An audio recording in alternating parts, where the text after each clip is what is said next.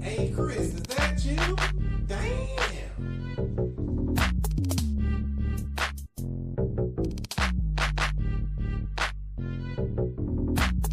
So I want to get into real estate, but don't know where to start. Well, what I would say is to join the Future Cash Flow Club. It's a community of investors where we talk about wholesaling, we talk about creative deal structuring, buying houses subject to, all of the creative stuff that everybody's talking about. You don't need a real estate license or any of that. Wow, where do I sign up? Well, I would say go to futurecashflowclub.com. That's futurecashflowclub.com. You can even get a free trial. Try it out today.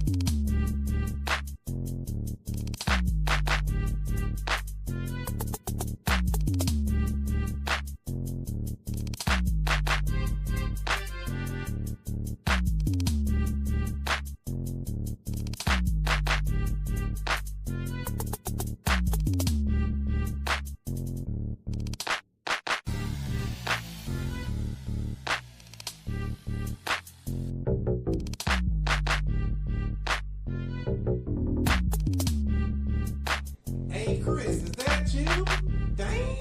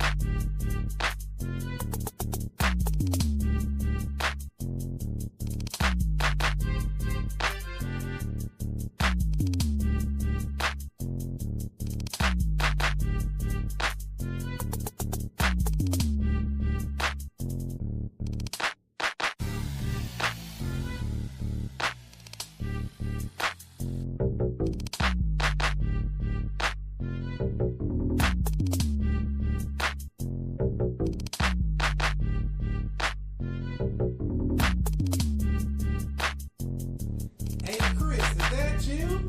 Damn.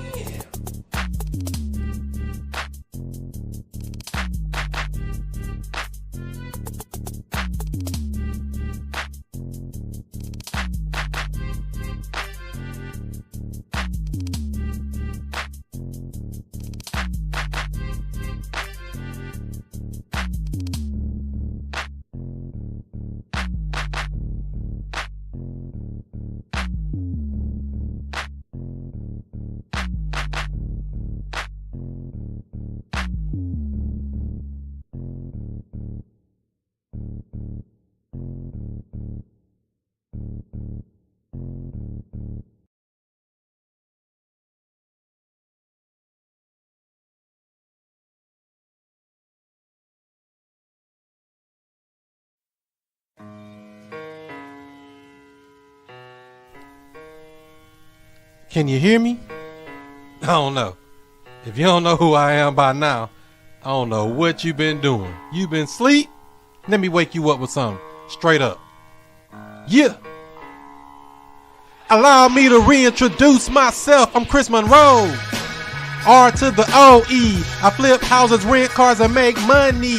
You know I'm not no motherfucker dummy. This how we...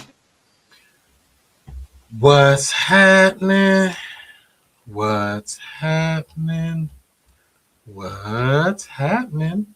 This is the student master teacher, Mr. I Stay Woke, Chris Cashflow Money Monroe, and I'm right back at you with another real estate show What up, Justin? What up? What up? What up? Happy Sunday. Good to see uh, the the real estate fam jumping in as it happens. I think something happening with your video though, Justin. They don't want you on. They don't want you to be great. They want to hate. I'm But gonna log out and log back in. that's cool.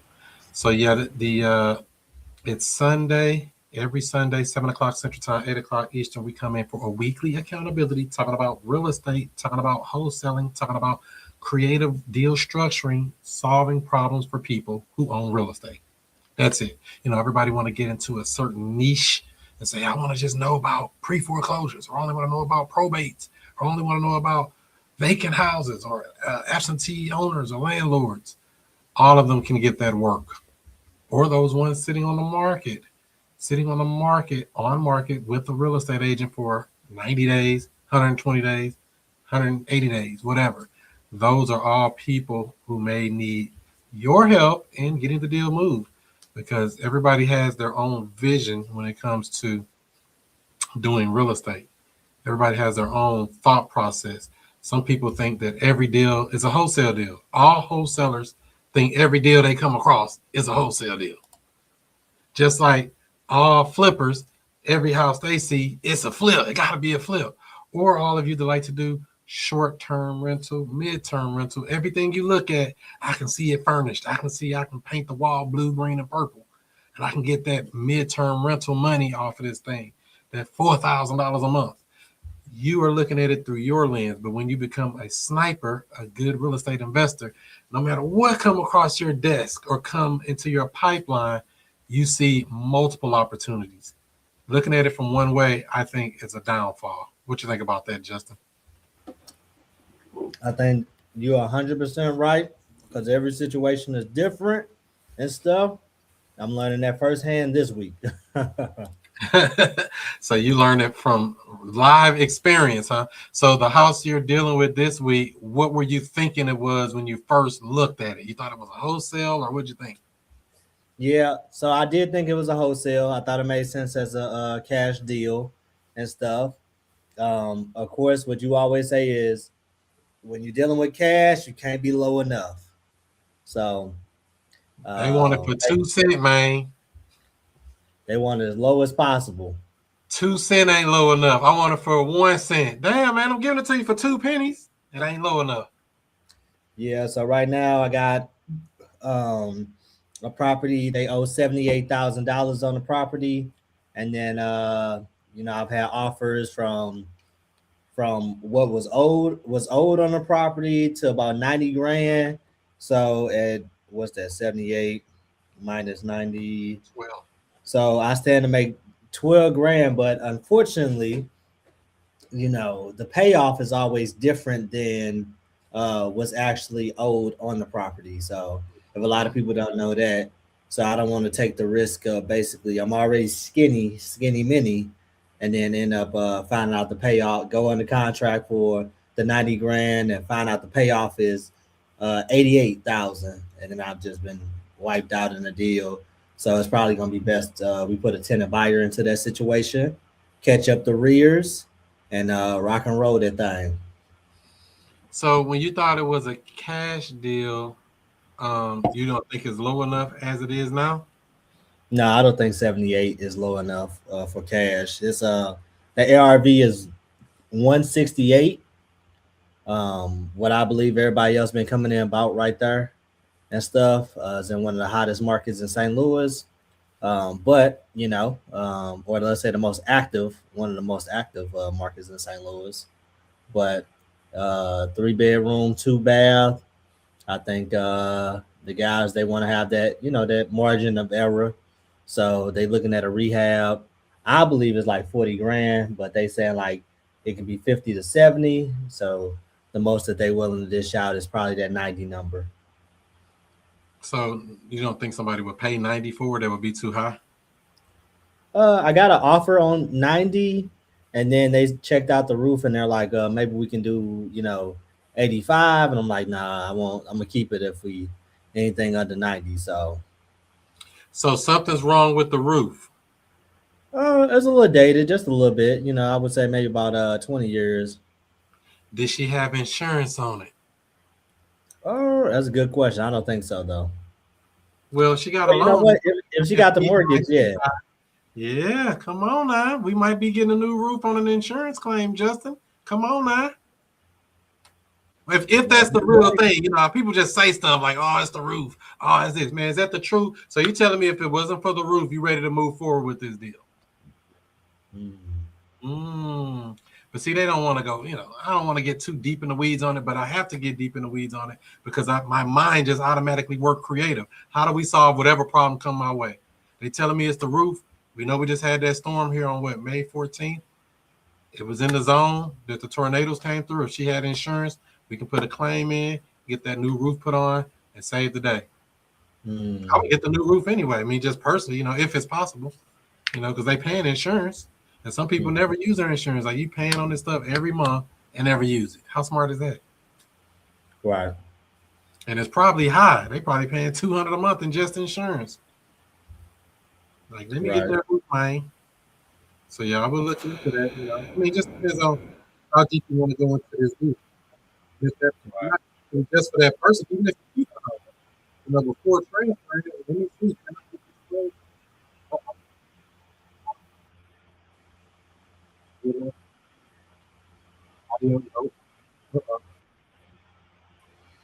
Microphone check. It went off again. Yeah, it's going in and out. Oh, hell no, man. Oh no. How about now? There you go. So it goes in and goes out. That's crazy. We can't be having that.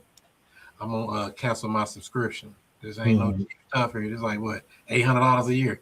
But whatever. Part of the game. But what I was basically saying is, even if you're keeping this property, I mean, that's always something to look at prior to transfer, at least putting a claim in to see, you know.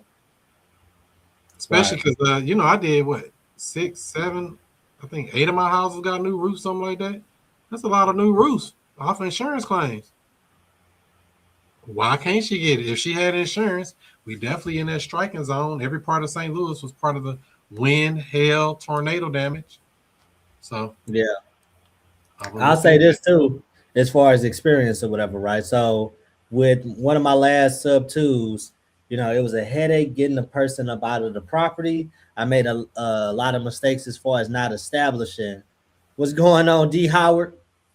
I made a lot of mistakes not establishing, you know, like, hey, you got to get out the house. Let's get you out. Let's get you done with.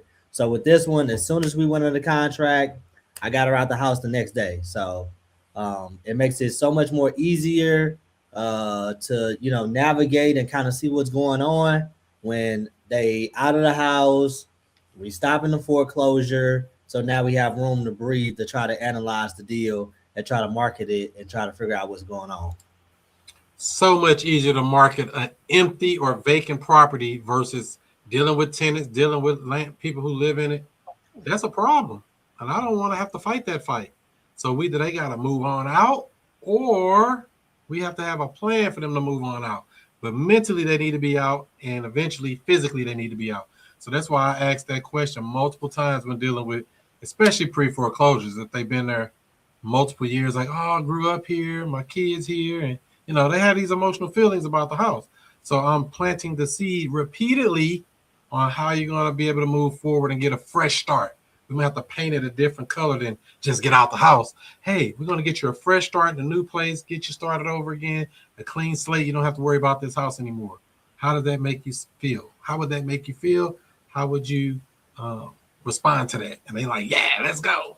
And I'm like, let's get it. So this game is wide open for those who see it. And that's one of the hardest things, really. Where are you going to go, buddy? I want to make sure they got it in their mind that I'm getting out of here. I'm not staying. I'm not trying to stay. And we're ready to go do that thing. So, yeah, that's what we got. I might be implementing some creative situation to try to save this deal and keep it for myself. So since there's not that much room on the deal, I got another guy who's selling his house. So there's more spread in his house. So I'm gonna get him to possibly sell his house for loan balance only. I put him in the other property, and then have him bring a down payment. I was thinking, whatever he can put together, get him in that house. Me take a larger assignment on this house that he has, and then boom, it's a beautiful situation. For sure. Yeah, I've been getting my sign game up. I went and got ordered some more bandit signs or signs that say rent to own home. I've been put those out now, and I've been getting a lot of calls. Like, boy, they call. I'm glad it's going straight to voicemail. I would not want to take those calls, because if I did, it would definitely be a problem. Because they always talking about, oh, I want that big beautiful house that's $300,000, and I got $2,000 to move in. No, ma'am. No, ma'am. Not gonna happen. And so that's why I have to tell them, we usually get around 10% of the purchase price. Anything below that is a case-by-case basis, just to kind of weed them out, to get it in their mind. Because some people act like they can't do the math. Even if a property is $100,000, it's $100,000. Oh, can I give you $500 to move in? No. We want a percentage. We want a chunk of money, especially when we're not doing any kind of credit checks or anything. Do you care what their credit score is, Justin, before they move in your house? Nope. The only thing I've had recently to kind of like take in consideration has been one of the properties I'm putting somebody in. Basically, it's across the street from a school. So I did want to look into anybody's background as far as before putting them into the house, because I just don't want to put a sex offender across the street from school. That's been my only concern. So when I saw that, I'm like, let me tighten up on this one. Just this particular property. So you saying if they have a offender account or they've been registered as an offender, they cannot move into that property? In that particular property, any other property I don't care about. Why not? Why can't they? It ain't none of my business. But I'm saying if they did have an account with the registry and they did something 10 years ago, whatever, and they're on there for life, they can't get this house. Across the street from a school? Absolutely not. Why not? Let's just say moral purposes. So you want to be moral. Okay, just making sure. On this particular thing. If it's anywhere else, I don't care. You got a down payment, you in there. But in this particular setting, I just think we just can't do that. Karen would do it. Karen say she don't be caring. She would deal with it. That's a wise thing. Really, Justin, that is wise. You got to use some wisdom in this, because you could be opening up a can of worms. So you wouldn't put somebody in a house across the street from a school, Karen, if they had a registry? Of sexual abuse towards children or sexual abuse, period, rapists. On the registry, no, sir. Matter of fact, we're going to make them a double offender. They did it twice. You're going to put them in the house? Yeah, he can go look somewhere else. He got to get on there. He got $50,000. He need a house. Yeah, he does, but not in this area. I can find him somewhere else, maybe close to the Missouri Bottom Road. No, I'm just joking. Oh my goodness. No. Now, it's just wisdom in that. Now, if he got 50 large, we got somewhere else for him. Yeah, somewhere else. Yeah, definitely somewhere else. 50 large, we're gonna find you a house. I'm gonna go door knock whatever area he trying to go in. Exactly. They said they could totally see that, Justin. You are morally fit. You're not allowing it. Yeah, well, these are just some of the things you come across when you're willing to deal and doing real estate. You just don't know who you're dealing with. You're dealing with people. Think about the person who dealt with Jeffrey Dahmer. Jeffrey Dahmer wasn't registered. Oh, no, he wasn't registered, but still. I don't even think they had a registry out back then in the 80s, right? I don't think so. That wasn't even in existence yet. Dietrich wants to know he never been in prison until he got convicted. None of that. They ain't have no background or nothing. Deetra wants to know what if your child went to that school? Would you want them there? No. Maybe we can switch up out this topic right here. She said, let's slide up out of this right here. I mean, because it is possible somebody could be on something like that. Because I don't really check it. You know, I mean, I guess I should. I just don't. Have you had something that's like directly in front of schools and stuff? No, not. Let me think. Right. I had one that was on the same street as a school before. Yeah. One I was supposed to buy was right next door to a school, but the agent messed it up. But that's another story. On the south side. Let's talk about this, Chris, because I felt like, boom, everybody about to get their taxes, right? Mm-hmm. I just talked to a woman who said she should have 13 large within the next 30 days or so from taxes. Mm-hmm. I kind of felt like I'm about to be in a position where I'm gonna have a bunch of deals ready to go, you know, but I do feel that when it comes to the evaluation process, that I want to kind of raise it up during this time period because everybody's going to have money, and I don't want to be in a situation like the married couple was Shelly now, where they allowed someone into the property who brought a large down payment to the table and was late every single month after that. Well, wait a minute. We got to remember, those people were not bringing a large down payment. That was a traditional renter. They just brought a $3,000 first month rent. So that was a big no-no. So they didn't look at this woman's income? She was a single mother and needed a house. Oh, okay. I see where we're going. So well, yeah, it wasn't. I had the wrong facts on that case. Yeah, that was not a tenant buyer. I mean, not to say that they wouldn't do wrong, but that just wasn't the case with that one. So usually if they put a big chunk of money down, it's just better. I'm not saying they're going to do right because I've got repeat late offenders as well. I got 2 that's always late every month. Always late. And then I got some that's late occasionally, but they pay it and they pay the late fee. So why would I be mad at that? That's called extra income. Extra money. So, I mean, I'm trying to find something. This guy that I just installed as a tenant buyer last week, he sent me a picture of some work he did to the property. He just took possession of it Tuesday.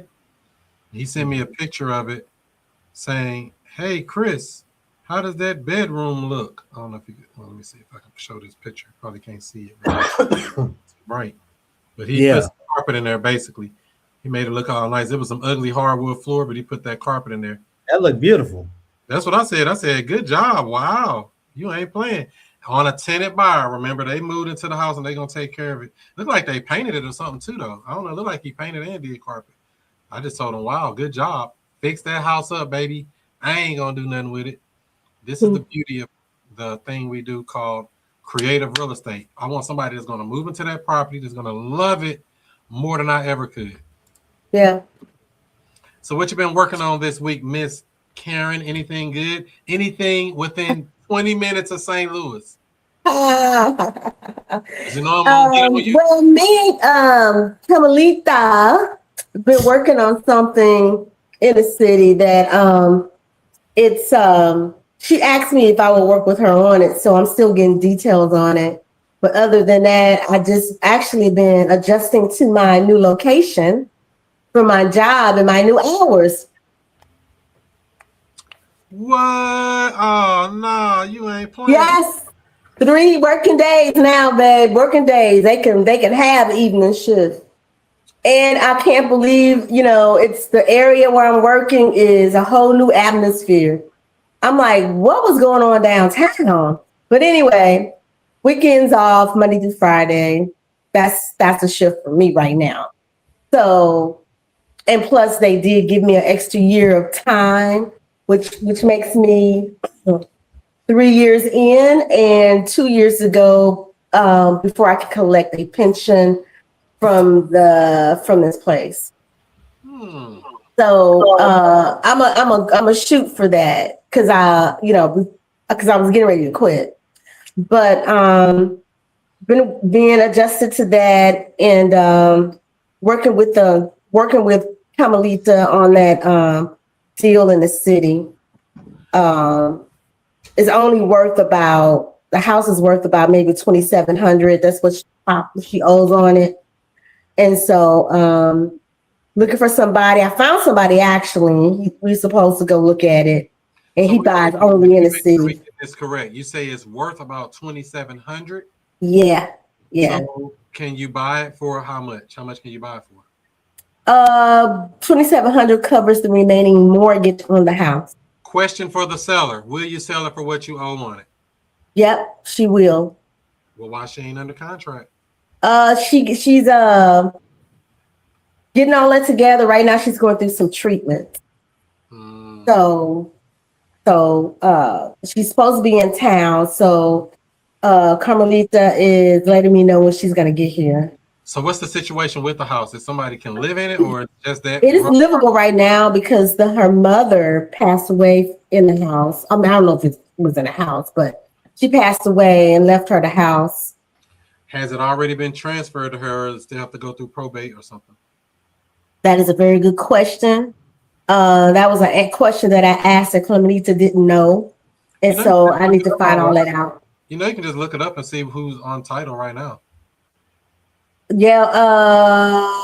Is it the lady you're talking to, or the deceased? I think it's not the lady. I don't think it's the lady I'm talking to. I'm not for sure but I think it's not because the name of the woman, it's a real old school name. I don't think that girl is with that name.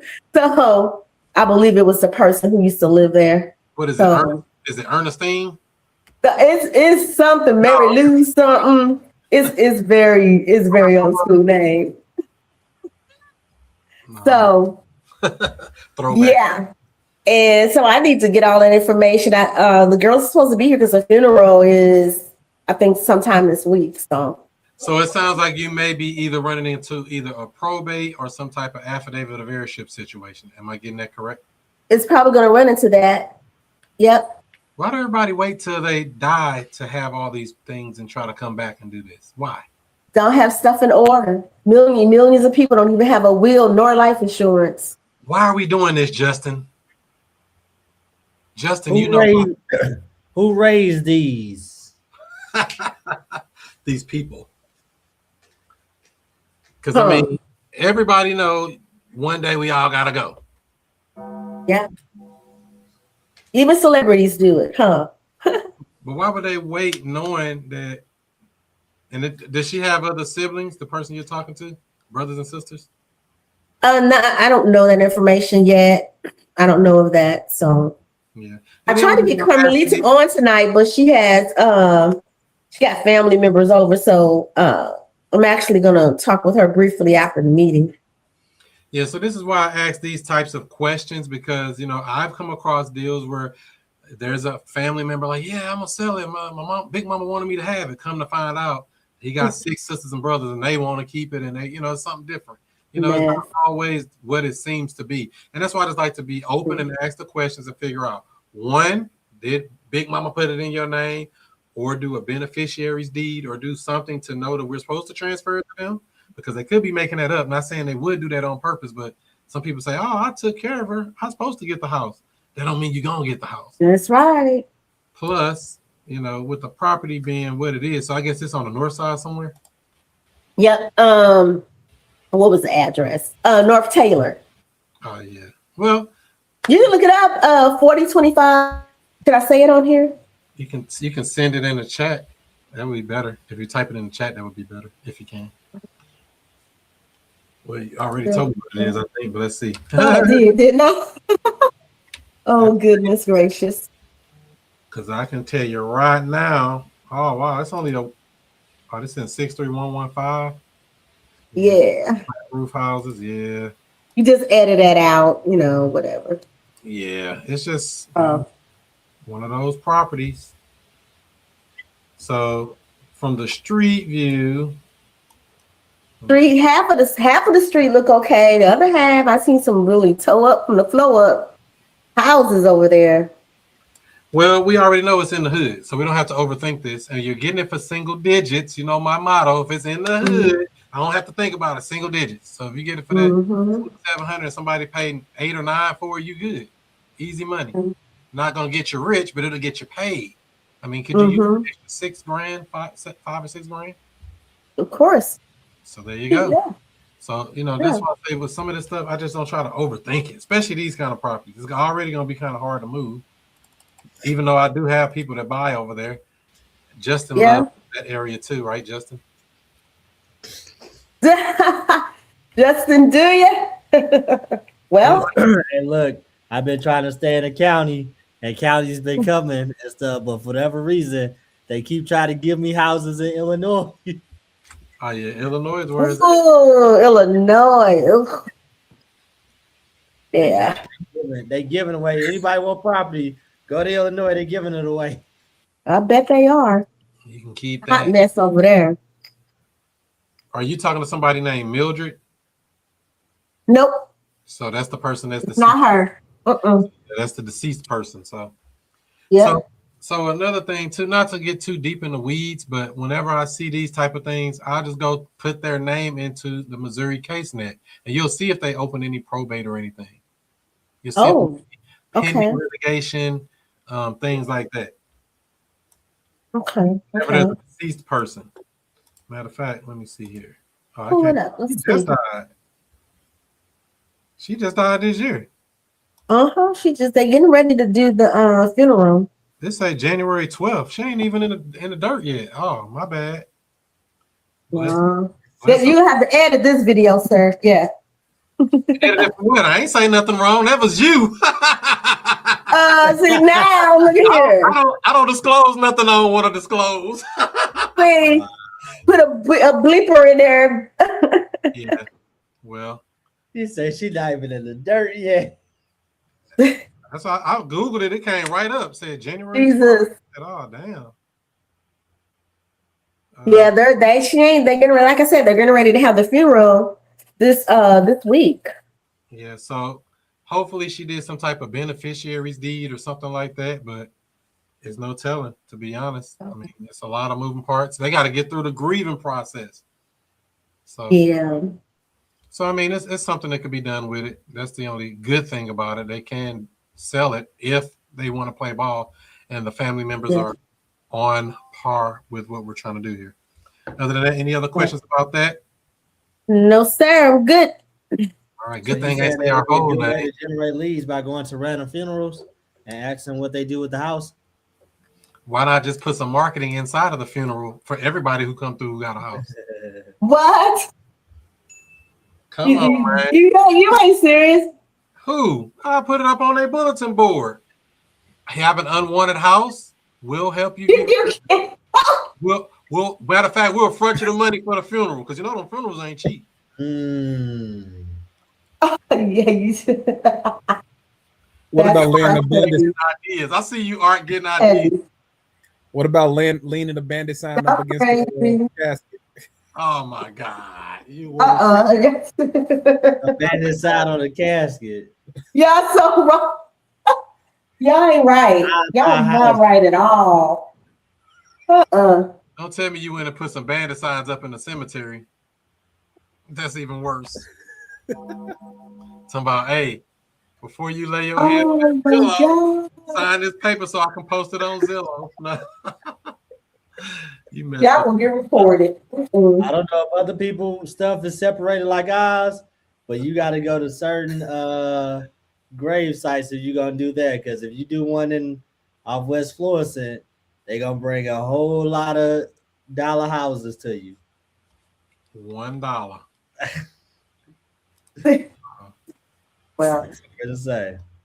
Yeah, that's the game of real estate we play. What's going on, Art? Anything cooking up in the Indiana, Gary, Indiana? Just working some leads I already got going. Nothing new and exciting that I can talk about right now. What does a perfect deal look like to you, Art? Like if you can get like the slam dunk deal you always wanted, what would that look like? It could be either a wholesale deal or a terms deal. For a wholesale deal, just a seller with a flexible seller with a very discounted price. and they just willing to do whatever it takes to get to closing. So you want equity and terms? Yeah, whichever one comes up. Mm. I like the terms deal the most though, because you can just keep getting paid over time. That's really nice.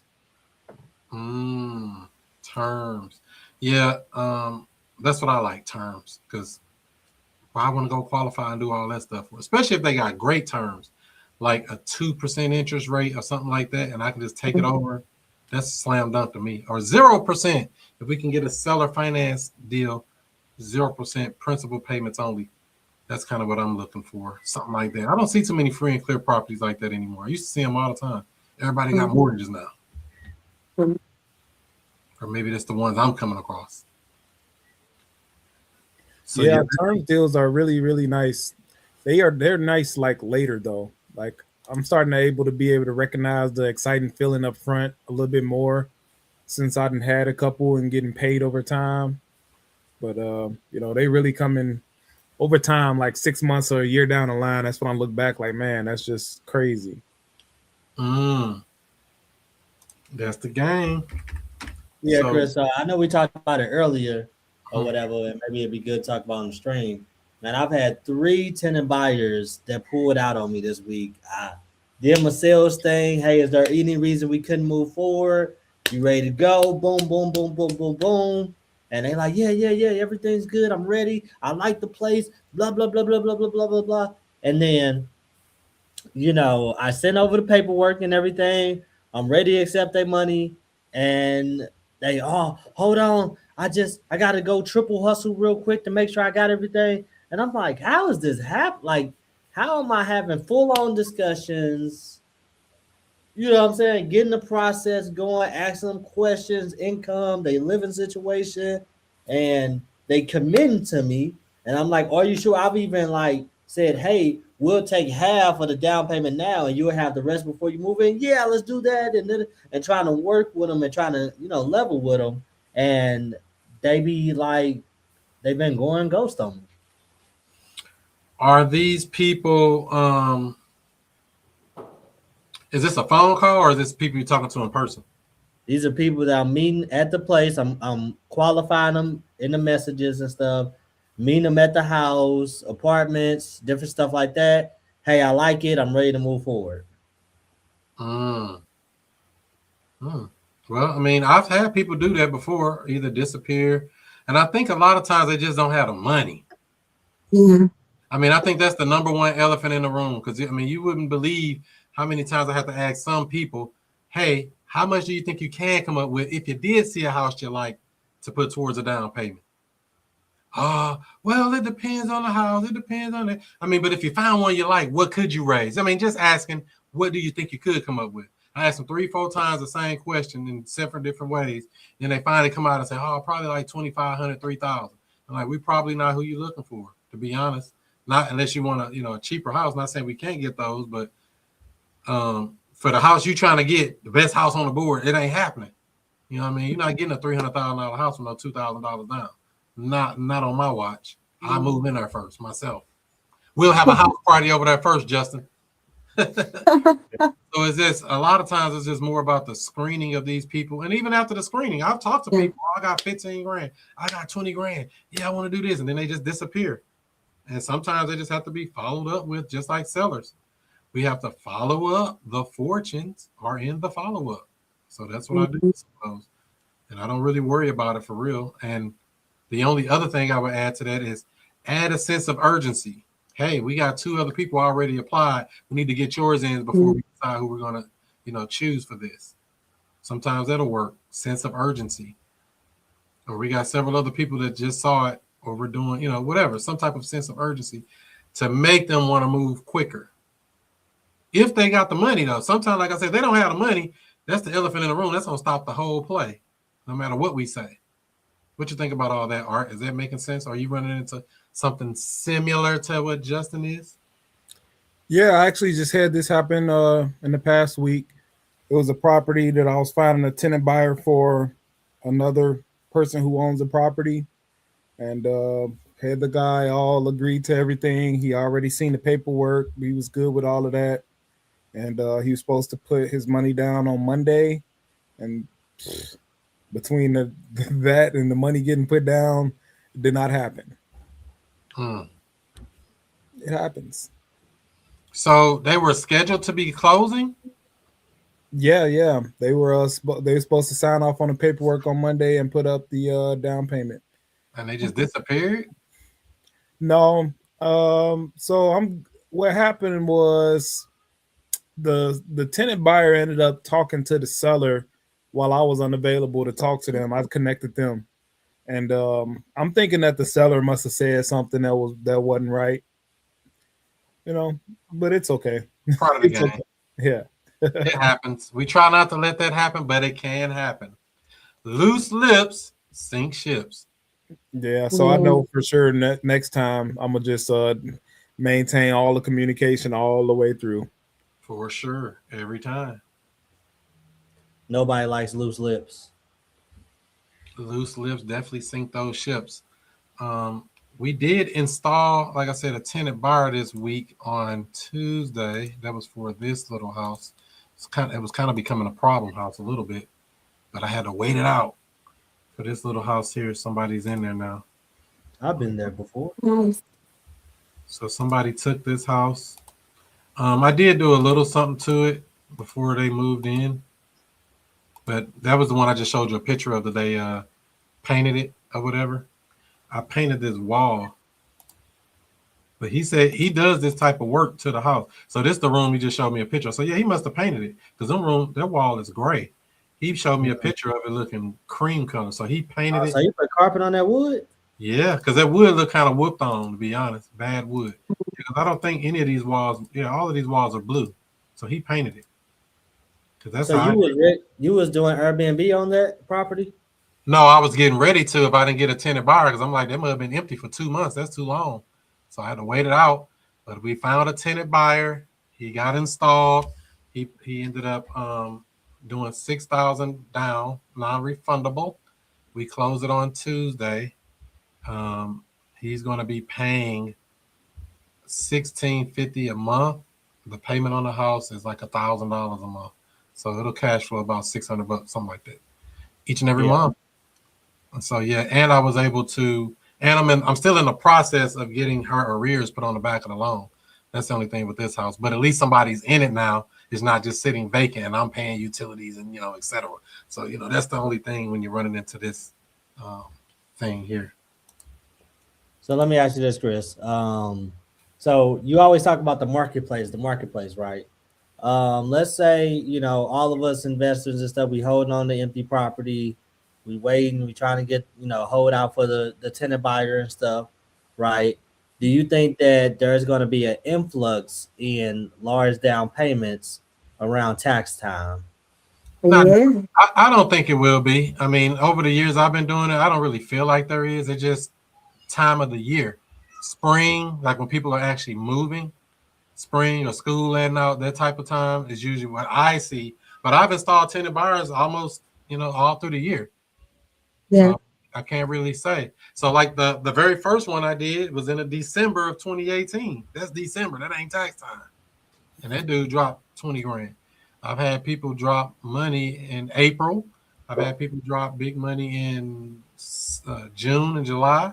So like I said, I think it's more so just when kids are out of school, stuff like that. From what I've seen, I don't think this tax time thing is a big deal, but it can be. What you think, Art? I don't got enough properties to be able to answer that. All I know is get a property and, put it out there and I get something that works out for me all time of year so far. For sure. So what do you call it? ChatGPT wrote this out, make it all cute. All this unnecessary wording. Flat backyard. And these people actually lived around the corner from this house, like 3 blocks away, and they saw the sign. And she saw it when I first put it up, but she said, I don't think we'll ever be able to get that house, hon. That's what she told her boyfriend or husband or whatever he is, I guess boyfriend. Like, I don't think we'll ever be able to get that house. But one day they finally called and checked it out, and He was gung ho, like, yeah, I can fix it. I can do this. I can make that. I'm gonna take that deck down and redo it. You know, this was somebody that was, you could see it in his face. I want to fix this house up. And I'm looking like, can you pay for it? If you pay for it and fix it up, you're in this bad boy. You're the guy I've been looking for. So I had to structure a deal to make them happy and put them in there. And so they don't have to even start paying again until February 1st. I did give them basically a free month. So, I mean, I did have to bend a little bit more than I normally do, but I'm like, this house got to go to somebody. I can't hold it. So any questions about this particular tenant buyer installation? Oh, Karen's back. Any questions? Nope. All right. So I'm going to move on to the other one. This deal here, we bought a house. We basically, that's even crazier. We took the tenant buyer's money from that house and bought another house with the same money. So this particular house, which I'm about to share this tab instead. That's excellent money management. Hell yeah, I ain't have to come out of no money. So, get 2 for 1. Right. Get rid of this house and get this nice, big, beautiful house, which I think I showed you already basically what that looked like. There's no tenants in there now. It's vacant. We're in the process of cleaning it out, cleaning it up. It'll be show ready tomorrow. And I'm probably going to do an open house, a 1-hour open house on Wednesday. That's what my plan is for right now, just to show it to the people that's been begging to see it and all this stuff. I've even had some people go to the house, go around the back of the house and look in the window like, oh, it's a lot of stuff in there. Like, dude, why you all in the backyard of the house? It ain't ready yet. I told you it need to be cleaned out. He act like he really, really want it. So, matter of fact, he called me. I need to call him back. I might call him back through this stream if it don't get too late. You don't like conversations with tenant buyers, do you? Good conversations with tenant buyers are good. Yeah, but I don't remember what that dude said he had. Let me look back in the system here. He told me he had something. He was like, oh, I don't know if he said a good number or some junk number, like $5,000. Now, you won't be getting in this house for no $5,000, sir. Going around the back of my house looking in it. So, yeah, we closed on this deal. Bought it for the loan balance, which was $250 or $248, something like that. Taking over the payments, and we're gonna get a tenant buyer to get in here. Hey, do all these tenant buyer calls, do that wear you down, Chris? Even with the ones you after the voicemail? Actually, no. And in reality, my AI has been taking a lot of the calls, depending on which phone number they call. So if they call our main office number, which a lot of people do for some reason, they'll get the artificial intelligence and it'll screen them for me. I ask them how much they can put down, all of that stuff for me. If they call the direct number that's supposed to go to the straight to voicemail, then they leave a message and then I'll call them back. Let's see. I thought I saw his number on here. Maybe he didn't. I thought I saw that he had called me in the system. Because they love to keep calling, boy. I'd be like, boy, are you serious? Somebody called today at 3:10. Man, anybody who ain't really done a terms deal and put out looking for a tenant buyer with some good marketing, y'all will never know how much people respond to these until you just go through it for real. It's crazy. The demand is bigger than the supply for sure, because there's not a lot of people to do these, especially in a good neighborhood, like a house like this one. So yeah, they probably I just got to screen them. That'd be the biggest thing. Do you have some money? And I ain't talking about a little bit, because you're trying to get the best house on the board. So I got another lady who got 10,000, but she was looking at another house I had, and she talking about, oh, I see you got that one in Florissant. I'm like, yeah, you're going to have to bring about 26K, even though that wasn't really the number. I just told her that to scare her away. So she's like, oh, let me see what I can do. She might come up with it. I'm going to be shocked like a mud. They be having these grandparents and people that own money. They be scraping it up. Yeah, that's the one where the shoes were, Deetra. The shoes. We got about, 15 pairs of shoes. We actually got some of them listed on eBay already. So we're going to be selling those shoes because I think 3 or 4 pairs of those are brand new. So they were like anywhere from $75 to $125 a pair. So I'm like, hey, if we get $100 bill for it, I'm happy. That paid for the clean out. I'm always trying to leverage. A lot of people just say throw everything away. But I always look and say, is there something of value in this house before we just throw all this stuff away? Matter of fact, the guy that works for me that was over there cleaning it out, he found like $18. I told him he could have it. He was happy. So, it's money in these houses, literal money. So that's part of the game, man. Any questions about that particular subject to purchase on that house? And you say you placing a tenant buyer this Probably this week, yeah, because I'm just gonna start showing it. It'll be cleaned out, ready to go by tomorrow. And so once that's done, then I'll actually show it. Because a house like that, I don't really want to show it all messed up because I'm trying to get some bread for it. Just to clean it out, I spend a little few $100s to clean it out and make it look good and smell good. To get somebody to drop me a 30 ball, so I can be like, I got a 30 on that mug. I ain't never got a 30 before, but a 30 on it make me feel better. Would a 30 make you feel better, Art? Man, yes. It definitely would. So far, the biggest one I got was 10, man. I felt really good about that. You said the 10 ball wasn't bad. $10,000 was okay for you, huh? Yeah, especially that was my second tenant buyer on that house. It was really cool. Oh, so you already had a tenant buyer and they got out and you put a second tenant buyer in. Yeah, and the second one gave me 10. Yeah. And then the rent went up like over $300 as well. That's what we call the goose that's laying the golden eggs. Let's see here. Did I speak to this person? I thought I saw this other dude calling me back, but I guess I was seeing things. Maybe I was just seeing an old email or something. Because this system emails me when people call too. Somebody just called here. Well, no, that was 1 o'clock today. They probably ain't got no money though. How do you know if they got money, Justin? How do you know? How do you know if they got money? Shit, when they put it down. When they come on with it. That's the only way to really know. Other than that, we don't really know.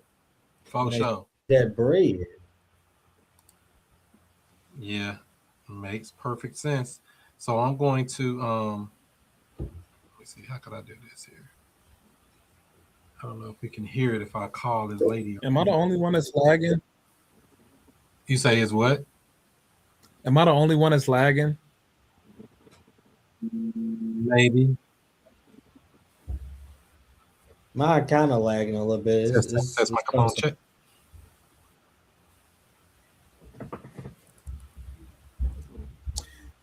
One development I did have on the sub 2 deal I'm working on.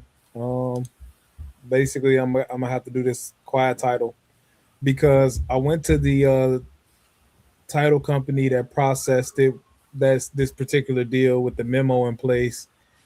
Asked them to close it, but they don't do sub 2 deals right now. Do you have another title company? Yeah, that's the other title. Well, there is another one I could ask too. And I'm gonna call them on Monday. But I'm gonna call them and see what they say. But I'm leaning towards just doing a quiet title anyway, honestly. Because I'd rather just have this all squared away so later on it ain't another problem. You gonna pay the money for it?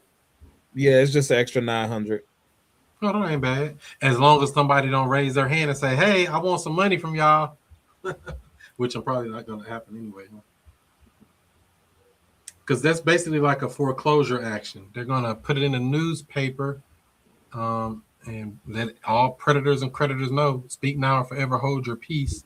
Basically the same thing they do with the probate, to let people know if you want to come and make a claim to say you owe some money in regards to this estate or this property, say something now. If not, we're gonna clear it off. So yeah, the quiet title suit. You got an attorney that's gonna do it already? Yes. There you go. You can also try Pace Morby's title company, Creative Title and Escrow. Since they're so creative and innovative, why not? Yeah. So yeah, Creative Title and Escrow. See if you can reach out to them and see if they can do the sub too. Because I mean, is that going to stop you from putting somebody in it, or? Not really. Nothing's really actually stopping me. I have went back and forth on deciding what direction I'm ahead with that though. Once you put money in it though, you gotta do something because you got your money locked into the deal. It's one thing to have paperwork on it, but you went and got some money on it now. That's what I'm thinking. But, it's all good. Either way, get that pay. Karen, where your boyfriend at?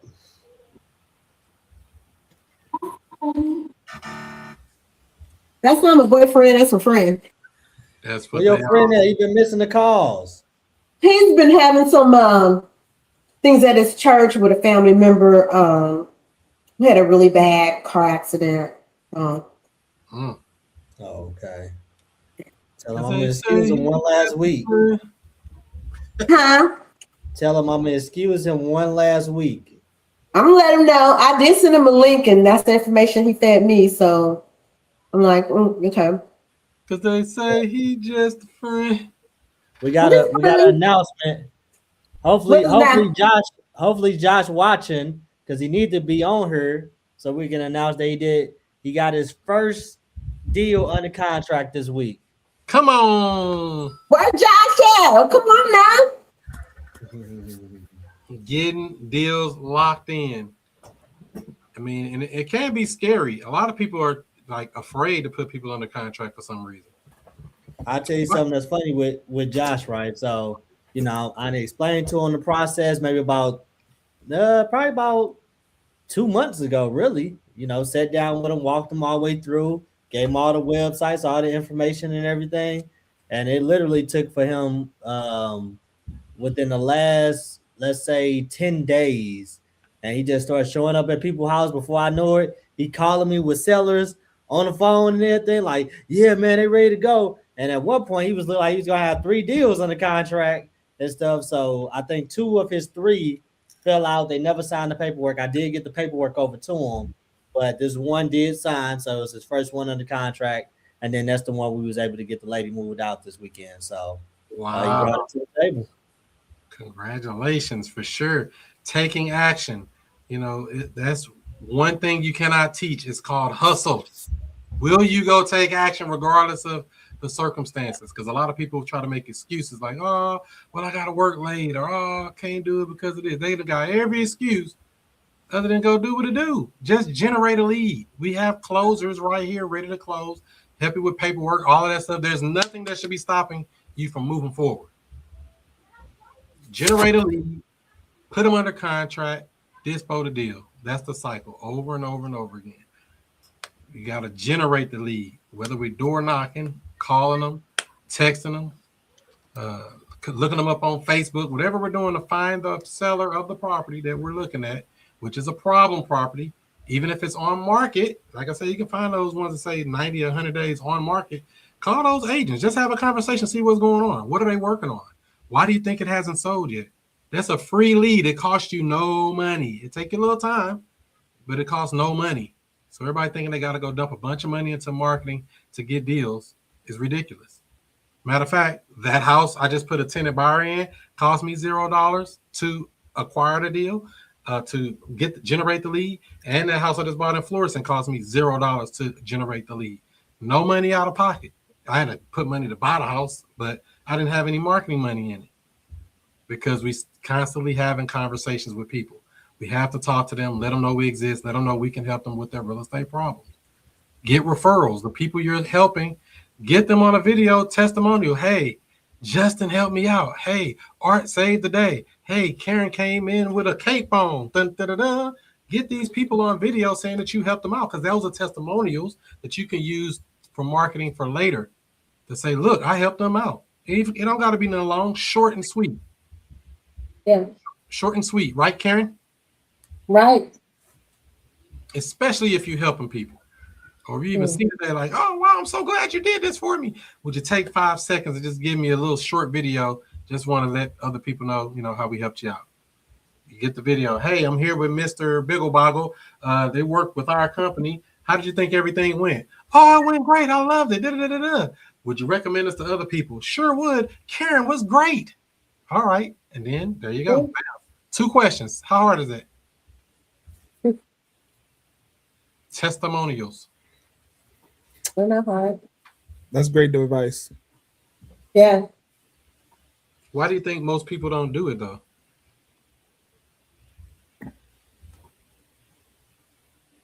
Or maybe some people don't know the power of a testimonial of another person, a third party saying, yes, Justin came in and swooped in and saved the day.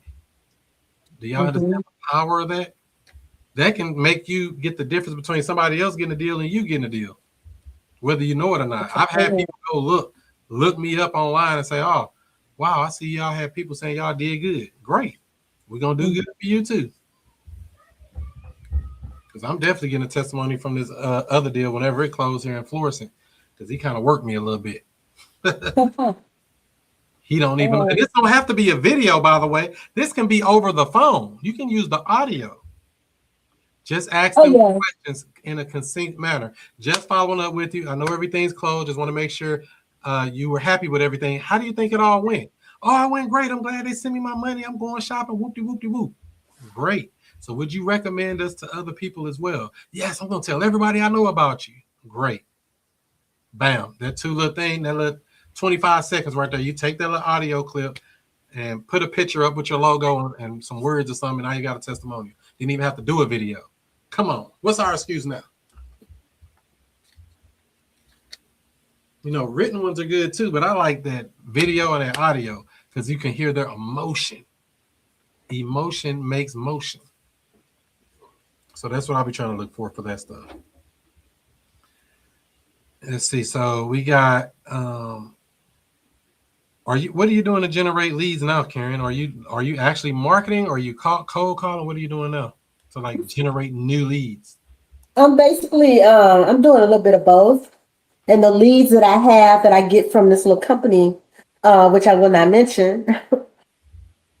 Yeah. And so I call those leads and they steady coming in, paying less, sometimes less than $8 for them. You know, I still give them a call and see where they are and what they're doing. Since no one else has touched them, it's a good lead for me.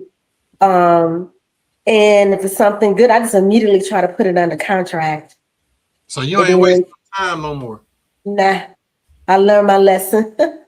So go, hey, all right. So would you sell it for what you own it? Okay.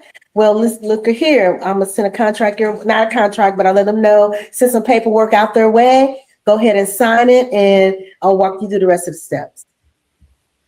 There you go. And it's nothing that should stop it from moving forward, right? Nothing. And the thing is, what I like about this team here, if I have questions, I can always get my questions answered live. You know, I got you guys on speed dial, especially you, Art. There go Josh. And Josh. So, yeah. What's going on, Josh? How you doing? I mean, Justin. Can you hear me? Yes. I'm doing pretty good. I'm chilling. So you liking the world of real estate so far is what I'm hearing. Yes, sir. Hey, just doing my best.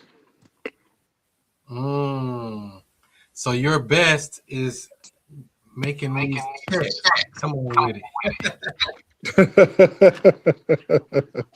How do you find the motivation to go and actually reach out to sellers though? Because a lot of people struggle with that. How do you overcome the fear of the rejection? I'll probably say two things. One, even when I wasn't on the calls, Justin was hitting me up every week to check on me to see how I was doing.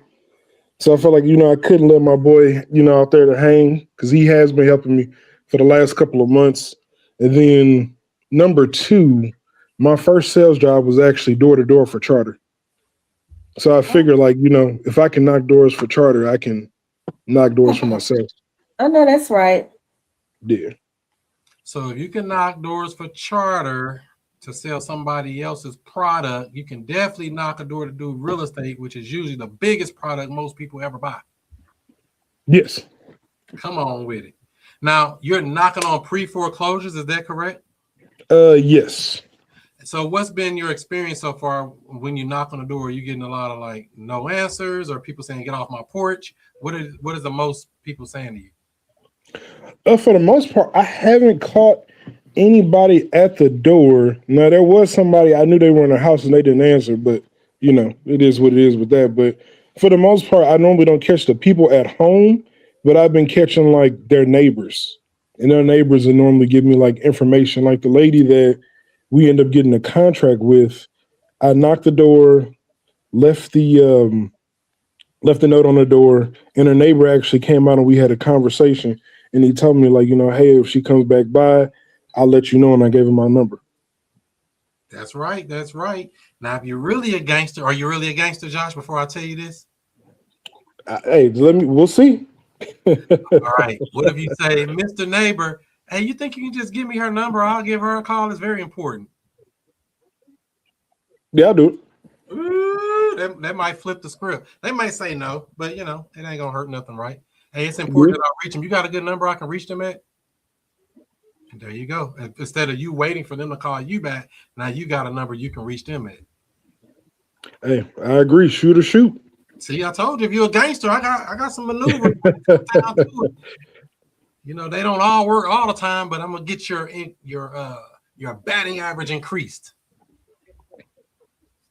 I agree. So if somebody did answer the door, what are you saying to them? What are the magic words?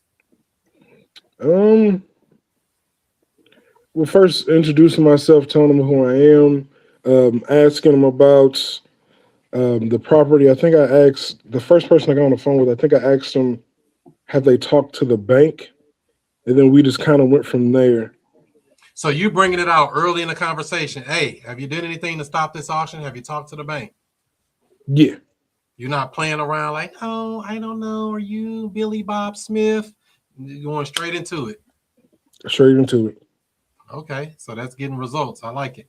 And so they tell you, yeah, we haven't talked to the bank, or what are they mostly saying? A couple people said they talked to the bank. Essentially, when I get them to the point, or at least the last two, when I got them to the point of where they were looking to sell the property, that's kind of when I pass it off to Justin. So you don't even waste too much time on it. You generate the lead, get it to a closer. Yes. That's smart. Why everybody else making it so hard? Like, oh, I got to think about it. I got to do numbers. Don't do no numbers. Don't do no calculation. Don't overthink it. Connect with a closer. Get the deal done. Very simple. Very straightforward. All right. You say you got a book? Oh, yeah. I was just, I didn't realize that was a private chat till now, but I was just throwing out there. He was bringing up about, somebody said something about rejection. I was just thinking that it's a book called Rejection Proof by Ja Jang, and another book called Go for No for anyone dealing with rejection issues. Hey, that's one of my favorite books, to Go for No. Go for No. Are these books I can even read, or they got big words in it? Yeah, you could definitely read them. You can read a real estate agreement. You can definitely get through those books for sure. D. Howard said, nice job, Josh. You met at the meetup. Oh, okay. Josh knows everybody. As a matter of fact, speaking of the meetup, we got a meetup coming up here January the 31st. Local in-person meetup here in sunny St. Louis. The 31st of January is a Saturday, 4:00. We'll be down at the Foundry in Midtown, right there off Vandevender and Forest Park, right in the middle of St. Louis. See you there. You're going to be there too, right, Karen? I will be there. I work days now. So you're going to say, do what you do, be who you be, and I'll see you before you see me? There you go. Let's get it. Let's see what else we got here. Who is he introducing himself as? Who are you saying you are, Josh? Or are you just saying you're Josh, or I'm Josh with this long company name that nobody cares the name of it? Oh, no, I put on the one and only Josh Ray Davis. There you go. As himself. So there you go. Good question. I just keep it real simple. I don't bring up no companies. I don't bring up anything. I just say, my name's Chris. I help people in situations like this. I mean, how'd you get into this situation? Let them start talking. Or, have a conversation with them. Are you doing something different, Justin? I don't even say my name. They don't even care what your name is. They definitely don't care what your business name is. A lot of people think that business name is everything, but nobody cares. All I say is long balance only. You just go Loan balance. loan balance. They'll be like, what? Loan balance. Loan balance. No, We're just sir. selling We for need what you owe on it. no. But there's no benefit to them for doing that, though, Justin. What's the benefit of them selling their house to you for loan balance? Debt relief. So when you say debt relief, you mean I don't have to make payments anymore or worry about this house? Exactly. And that's what some people want. So many people would The just credit. it's over.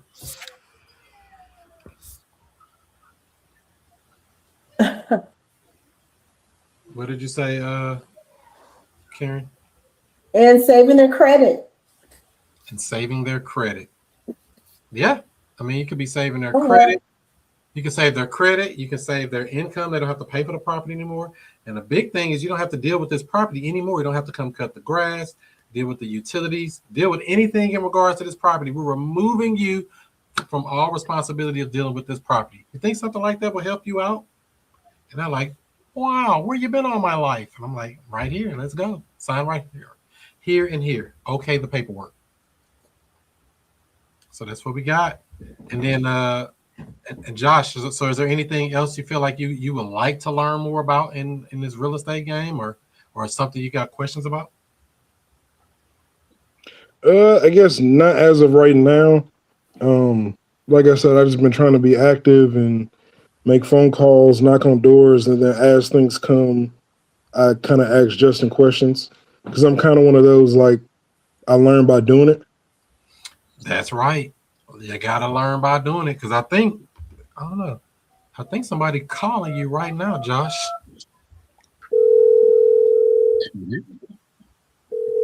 Answer the phone, Josh.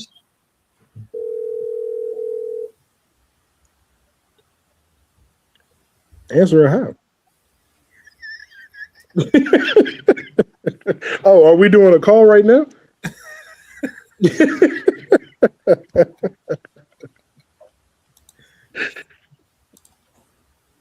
Hey, why I thought you was gonna say money was on the line. My bad.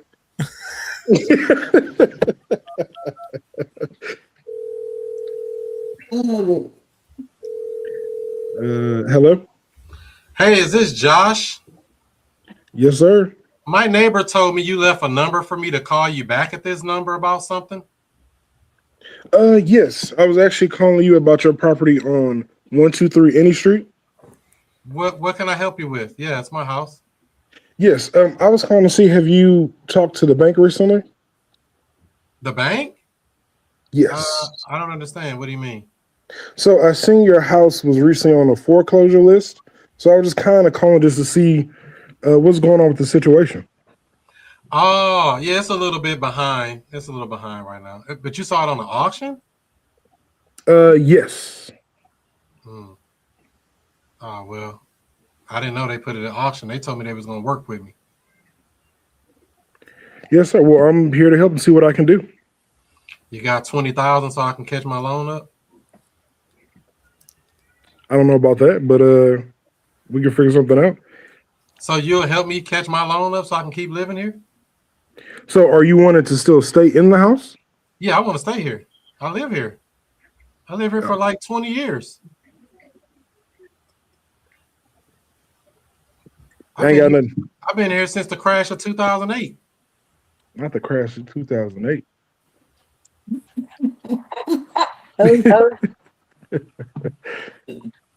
So I mean, what do you say you can help me with? Do you do loans or something or what? No, I don't necessarily do loans. I just help people with problems. Oh, okay. All right. Well, I was just calling you back to see if there was something. I didn't know why they said for me to call you back. So.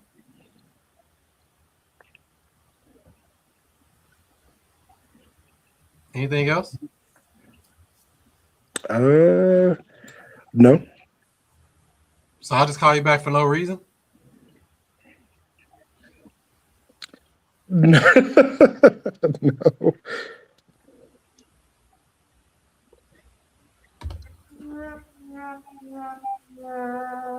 All right, Josh. How do you think you did on that mock call?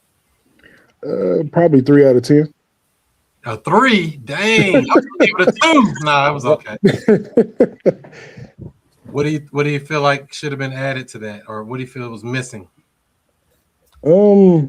I guess I didn't know where to go when you said you were still trying to stay in the home. I didn't know how to go from there. I would say that probably stopped me. Where would he go from there, Art? Where from that point, I want to stay in my home. Where should he go? I would start asking him like, what's his plan with doing that? If he say he don't got one, I ask him if he able to come up with the money for the reinstatement. If he say he can't do that, then I'm gonna ask him, is he open to selling? Come on. Somewhere in there, if all that you just told me don't work out, would you consider selling it? Let him answer. You gotta have that. It's not necessarily that I'm just here to buy your house, take your house. The question, you gotta frame it just right. You told me all this stuff, how you got in a situation, whatever it is, whatever the conversation was. If all that doesn't work out, would you consider selling it? And let them answer. Now, if they're like, oh, no, I'll never sell my house, you know, you can go and get off the phone with them. But they're like, well, I mean, if I could sell it and get some money for me, what would you pay me for?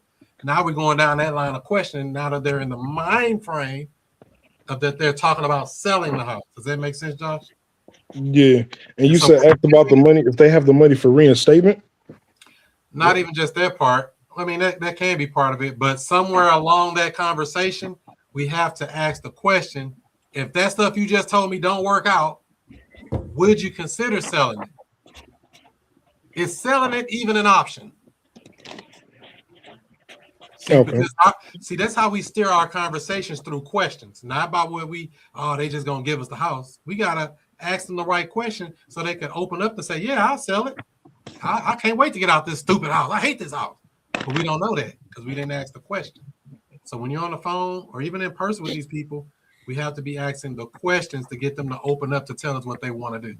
Whether that's they want to stay in it and never leave it, because I've been told I ain't never leaving out this house. They've got to drag my dead body out of here.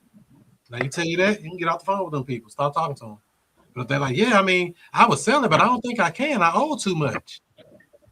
Whatever. I don't even care what they say. But if you would even consider selling it, let's see how we can make that happen for you. Is that making sense? Mm-hmm. But you have to ask that question to allow them to tell you, yeah, I'd sell it. Or no, I would never sell it. What was that? Go for no? We're going for the no. Right there on that question. Anything else we need to add on there? Justin, was that right? Is that what you would have did too? Yeah. So I'm gonna say one thing I really like that he did was when he was when you had asked about, you know, what are you or whatever, you're like, I'm just a guy who handle, you know, help with real estate problems. And it's too many people who want to disclose to the sellers, you know, who they are, what they do, you know, their history, all of this different stuff. And then you really scared the sellers with all this, you know, these fancy words and stuff. Oh, I'm a wholesaler, I'm a flipper, I'm a bird dog, all this different stuff. Especially if they have already existing negative connotations with it, especially the agents. It's almost like the agents are trained. As soon as you tell them that you're a wholesaler, boy, they like, you know. I remember Chris, my friend, they were like, Chris, they were like, are you cash? They always like to ask, are you a cash buyer? And he's like, all I know is cash. The only way I know how to buy is cash. He say, how else do you buy a house besides cash? So, you know, I really like that you picked that up, Josh. I thought that was a good one. So, of course, you got to just get those questions on the table. Everybody be looking for a script. It's not a script. Just ask the questions, you know, to try to get, you know, the understanding of the person's situation. And then once you got that, it's a beautiful thing. I haven't seen my guy Jay on this call since we had that talking the other week. So I'm hoping to see him back, and when he come back, fresh and ready to go. Yeah, let me send him a message. Where are you at, Jay? Yeah, so that's it. You know, that we have to kind of ask the questions to steer them where we want them to go. If we just let it sit too long, it just kind of dies out. And they're like, well, what else you want? What you need? What? Huh? We have to keep control of our conversation through questions. You had something, Karen? Yeah. So, what about playing a little bit on the auction date? If they're not, if they don't know about that, just to add to that, hey, your auction is in maybe a week and a half. You might want to really think seriously about what you need to do. So. Well, I like what you said, Karen, but can you put that in a question? Yeah. So, sir, do you know that your auction date is on January 21st? No, I don't know. I didn't know. Well, yeah. So you got a couple of weeks or less than a week to try to figure out what you want to do. So would you sell it for what you own on it? Everything we do, we have to remember, what question are we planting on them? I don't try to tell them what to do. I try to ask them a question so they can come to the realization of what they need to do. Mm-hmm. The timing of the questions are very important too. Because I just think, I know I like saying, would you sell it for what you owe on that? But, I'm saying that once I fully understand their situation, like the timing of that question, because you can offend people with stuff like that, So you just got to be very mindful of when you're going for those closing questions, So if we can do this, are you ready to move forward? Yes, I am. So that's after I've already come to the full understanding of what their situation is, what type of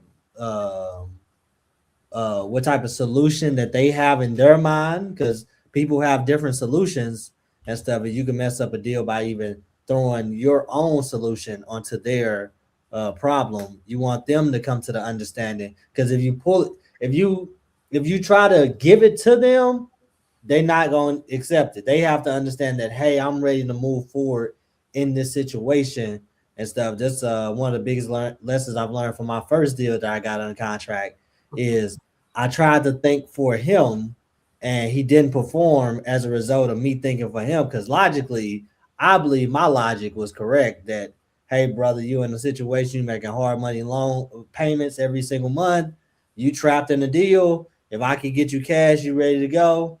And that wasn't the case. He needed a place to move to. He not only wanted to make an exit with a couple of dollars in his pocket, he also needed somewhere to stay. So, but see, if I asked the right questions, I could have got him to articulate that. And he was telling me that in so many words, he was like, hey, if we close, can you sign an agreement that says that I have, 30 to 45 days before I have to get out? And he trying to do all of this stuff. And I was just honest with him. I'm like, I can't sign nothing like that, So, and he didn't perform as a result of it because I did not listen to what he was saying and I did not ask the right questions. So what you're saying, Justin, is it's important for us to understand them. What are they thinking? What are they feeling? What would they like to happen? Not what we want to happen. What would you like to happen, Mr. Seller? You got an auction in a week. I mean, what do you plan on doing to get this all solved? What would you like to happen in a perfect scenario for you?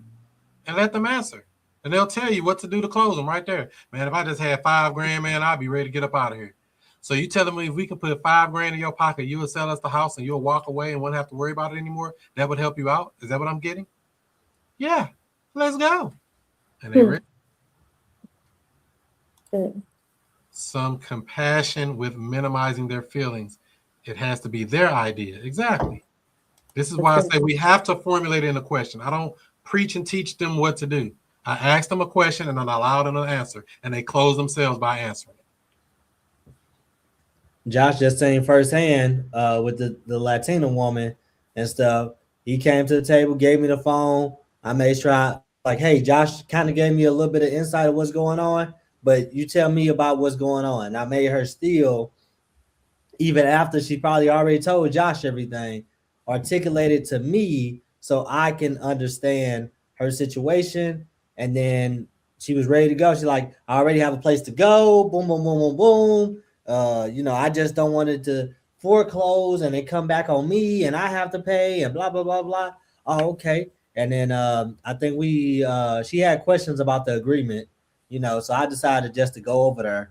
And when I got over there and stuff, answered her questions that she had, she signed. And one of the problems that she had I had to actually physically see her and her daughter had a U-Haul truck, and she literally was trying to, her daughter might have been, she older, might be on the spectrum and everything. So I'm like, hey, y'all don't have any men to help y'all out? She's like, men? You ain't seen a man in 20 years now. Right. So, I'm like, hey, we're gonna, get some people up over here tomorrow to help you out and stuff. So I had my people come, and then we packed up a lot of her stuff. She wasn't ready to move really, but I just wanted to go ahead and just get her out so she don't waste her money on her U-Haul and stuff. She really wasn't packed and stuff, but we got that thing on a lockbox immediately. So they was over there in no man's land. Wow. Yeah. That's crazy. Somebody calling you now, Justin, and I think it's a hard call.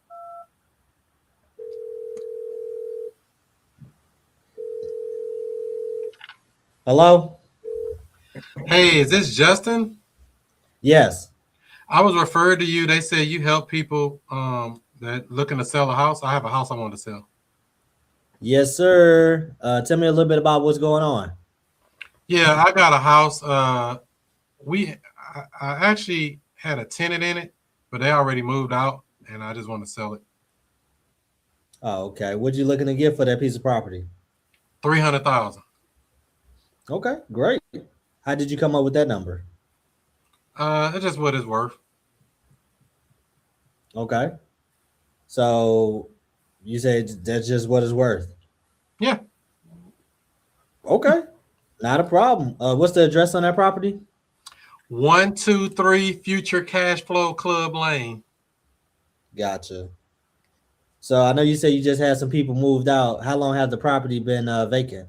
They just moved out yesterday or Saturday. Okay. What have you wanted to move out before I try to sell it? So, and I saw you was posting on Facebook, and one of my friends said you did a deal with them or something. So I said, let me call this guy and see if he can buy this house. Yeah, that's what it's about. We get things done over here. Let me just ask you, what have you wanting to sell? Because I don't want to be a landlord anymore. Oh, okay. So you wasn't interested in putting another tenant up in the property? No. Tell me a little bit about the property. It's a 3-bedroom, 2-bath, full basement. It's partially finished. It's walkout. It's in good shape. Nothing really wrong with it. I mean, they didn't tear up the house, nothing like that. Might need a good cleaning, but other than that, it's a pretty good house. When's the last time you had the roof replaced? I've never had the roof replaced, so I don't know. Yeah. So did you do any market research before you came up with that $300,000 number that you were looking to get? I said 320, so I said if I sell it for 300, somebody should be happy. Gotcha. Okay. You just looking to liquidate, just have put some cash in your pocket? Yep, just sell it and be done with it. Okay. Well, here's what I'm gonna do. I'm gonna run some numbers on the property to see what I'm able to put together for you. See if we're able to get you that $300,000 that you're asking for. In the event that we're not able to get you that $300,000 cash, would you be open to doing something creative for us to get you there? What do you mean? So what we've done in the past is, let's say, like with Miss Mary, we've been dealing with her for about 5 years now. Every single month, she's been receiving mailbox money towards that payment amount that she was looking to get. Would that be something you'd be open to considering? You say mailbox money? No, I just want to get all the money. Okay, so you say clean cash deal. Yep. Okay, great. Have you taken any other offers besides calling myself? No, I'm gonna start calling people after the MLK holiday. That's when everybody gonna be ready to go because they got a dream. All right, so this is what I'm gonna do for you, Mr. Chris. I'm gonna run some numbers on it and see what we're able to do, and I'm gonna put together an offer for you, and then hopefully we're able to move forward and get this thing done. All right, that'll work. Thank you. Okay, great. All right.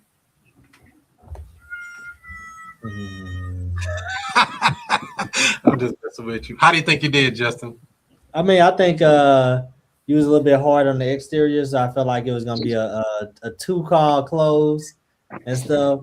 You really wasn't giving me nothing to work with on the motivation besides the tennis moved out and stuff. I could have maybe went into more rapport building, got to know you as a person, you as an investor, see what your background was more like, or maybe seeing if you were interested in buying other deals.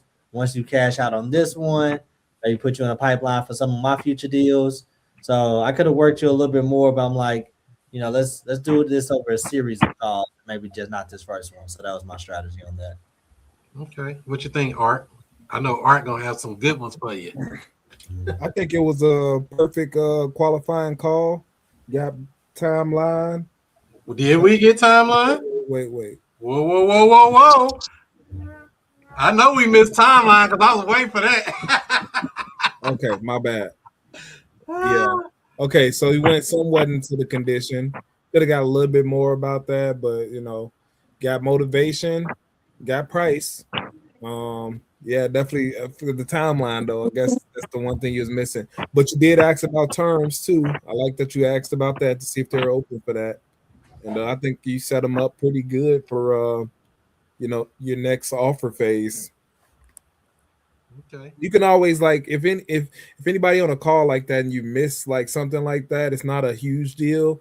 If you already established that they accept text messages, you can just shoot them a text message like, hey, how soon, if we work everything out, how soon are you looking to sell? And they'll let you know 30 days, 60 days, whatever.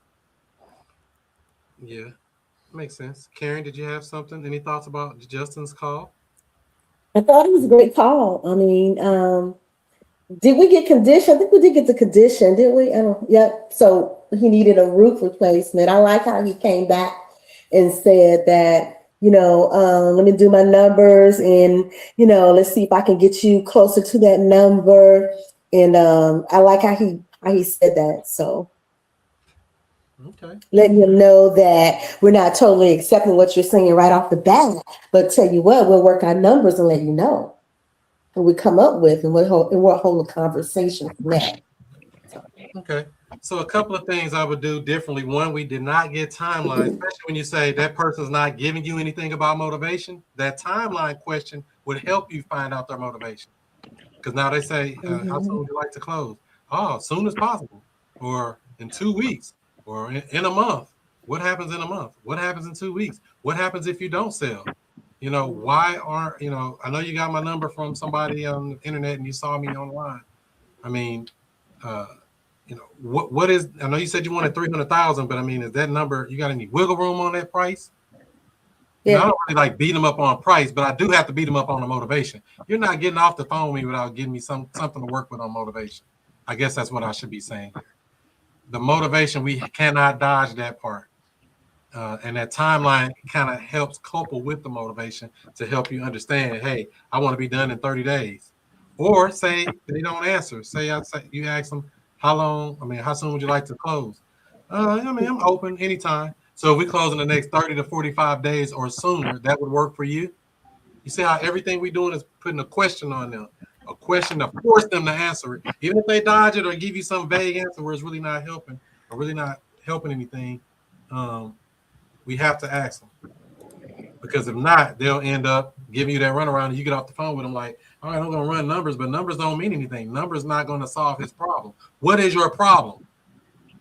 My problem was baby mama left me. She left me with these bills, a whole bunch of other stuff, but we didn't get that deep into it. We don't know. Not saying that that person's going to disclose it on the first call, but we have to give them an opportunity or some line of questioning to get them to open up. Because they don't know you. They did see you online or got referred or whatever. So that kind of helps you. So they might open up. If it's a referral, hey, Chris, they told me you help people out all the time. Actually, I do. What's going on in your world? How can I help you? What is the challenge that's stopping you from selling this property? Why don't you just list it like everybody else and put it on the market and see what you can get for it? Mm-hmm. Some people say don't use that, but I do it all the time. I don't care because I want to make sure they know when you come to me, we doing a deal. I don't want them dodging out, feeling like, they left money on the table or that they're taking a loss. I want them to know that, hey, you told me your situation. I understand your situation, and here's a solution. Whether we go with the solution I offer or not, it's totally up to you. But me getting off the phone to run numbers don't do anything. Josh, you had something? No, that was an accident. Okay, I heard all that muffling noise. Let me mute you again. It's like, like, what's all that noise? Is that making sense, Justin? Yeah, 100%. So just getting a line of questioning is very important. Yeah, adding more to the repertoire as far as I like how you circle back, with the series of questions through the timeline. That didn't cross my mind during the call, but that's a great point. So 2 things I would take away also. I'm not beating them up on the price immediately. I am going to ask where'd you get that number from, but I'm not going to necessarily beat them up right then and there. And 2, I would also want to understand their motivation, because I don't know what they're doing. I don't know what they're trying to really accomplish. Why don't you sell the house? I think I put it on here. Is there a reason you don't rent the house out to somebody else? Versus, are you planning on, I think you said, are you planning on renting or something like that? I like to put it in a way where they have to tell me, hell no, I ain't never doing that again. I don't want to be a landlord. I hate it. I mean, what if there was a way you can keep the money you were getting as a landlord without being a landlord? I mean, is that something that you would consider? That's how I would pitch the creative deal to somebody like that, or open it up to that conversation to somebody like that. And these are just different style tactics you can put into your line of questions to try to, help you clean it all up. Any other questions, thoughts, concerns on Justin's call?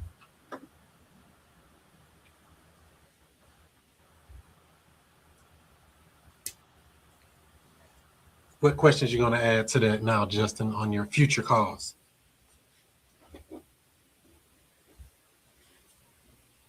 Froze.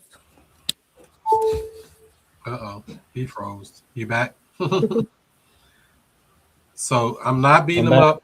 That was the other thing, condition. I do not want to beat him up on condition per se. If I'm going to beat him up on anything, I'm beating him up to get that motivation. If I choose one, I'm going to beat him up on what's going on, how did you get, I'm an investor, right? And we want them, we ain't got to get them for $2, but we want them for cheap. Just being honest with you. Ha, ha, ha. Oh, well, I know you got to get a little discount. Yeah, I'm an investor. We're not paying, top dollar. I'm going to tell you that right now. Well, I got to get top dollar. And these are just things you can do if it feels like it makes sense. I'm not saying you would want to use that on every call. You get a feel of the person you're talking to and see how they respond to these different things. Because I want them to tell me, hell no, I ain't doing that. Well, what would you do? How close to that could you do? All right. So that's what we got there. I got to give Art a very, very, very difficult call. Very difficult. You ready to be difficult, Art? Let's do it.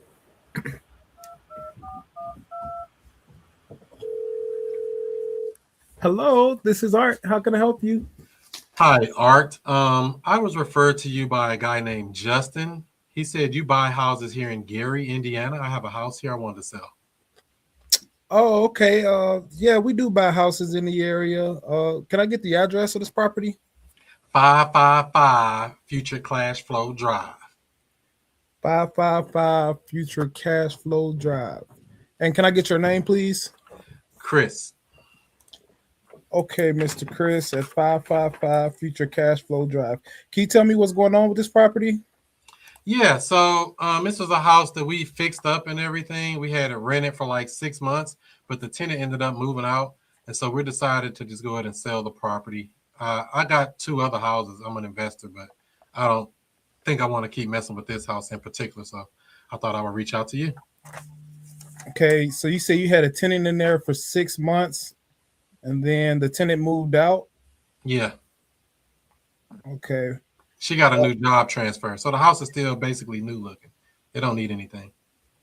So tenant was there for 6 months and got a job transfer, and now you want to sell it.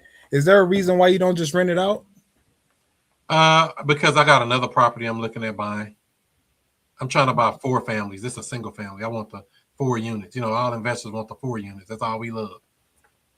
Okay. What area are you looking to get a 4 unit in? I haven't decided yet. I just know we're going to sell this one first and get the money from it because we got a lot of money in it when we fixed it up. So we put like $70,000 in it fixing it up. So. Oh, wow.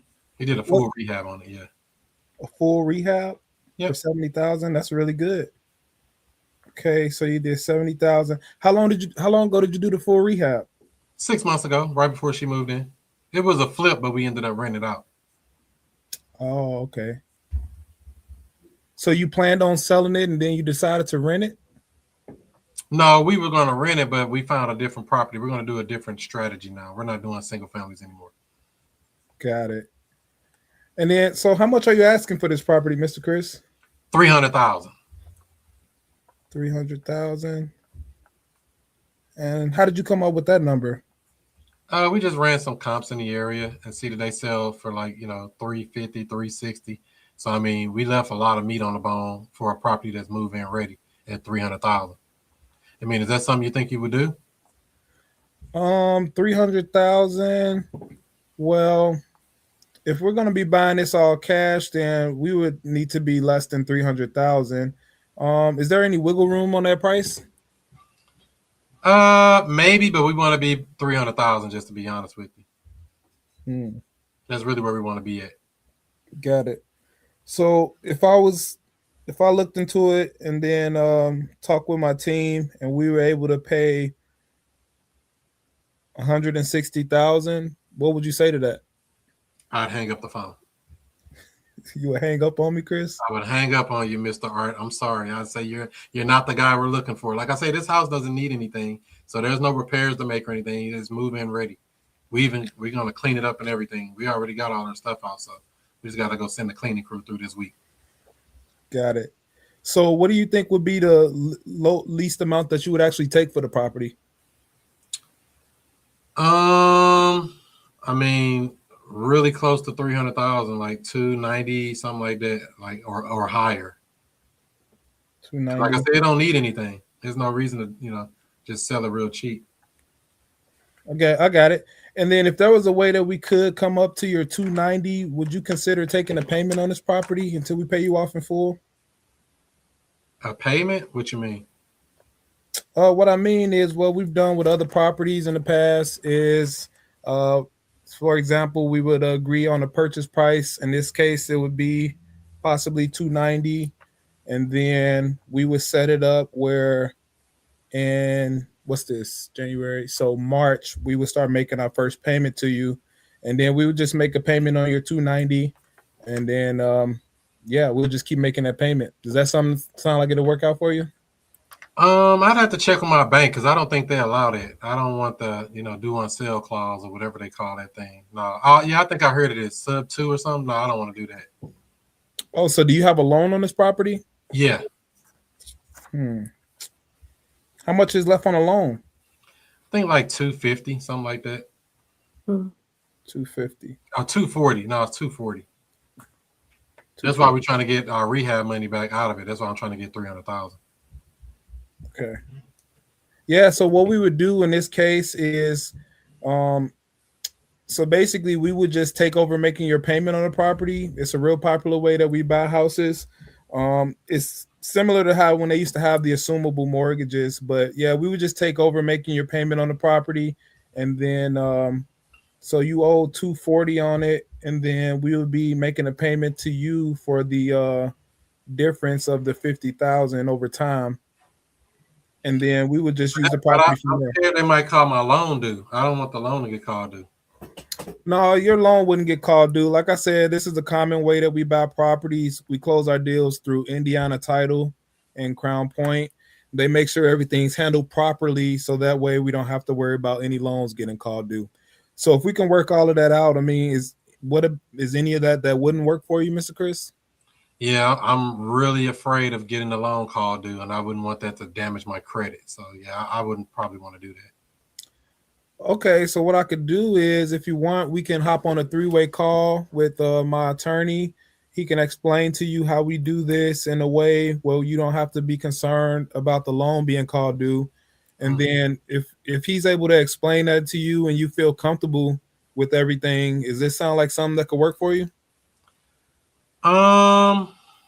You said that's an attorney that you use all the time for these deals? Yes, sir. Like I said, Mr. Chris, this is a common way that we buy properties. It's similar to how they used to do the assumable mortgages, but it's just a little different paperwork. I mean, is there a way you can do 300,000 though? That's what I really would prefer.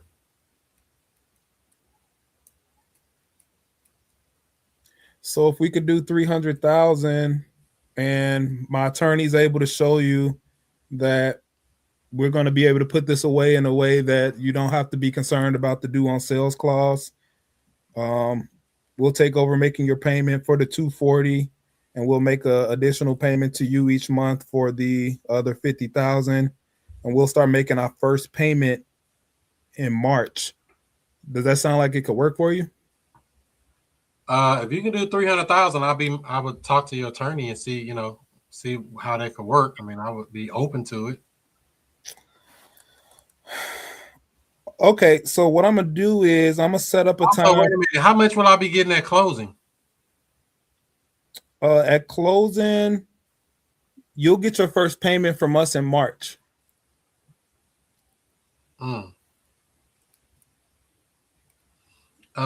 But I need something at closing. So. Well, we usually buy these with nothing down, but if we were to give you some money at closing, what's the least amount you think you could take? We need at least 10,000 down if we did something like what you're talking about. 10,000 down. So I mean, we could do like 5,000 down.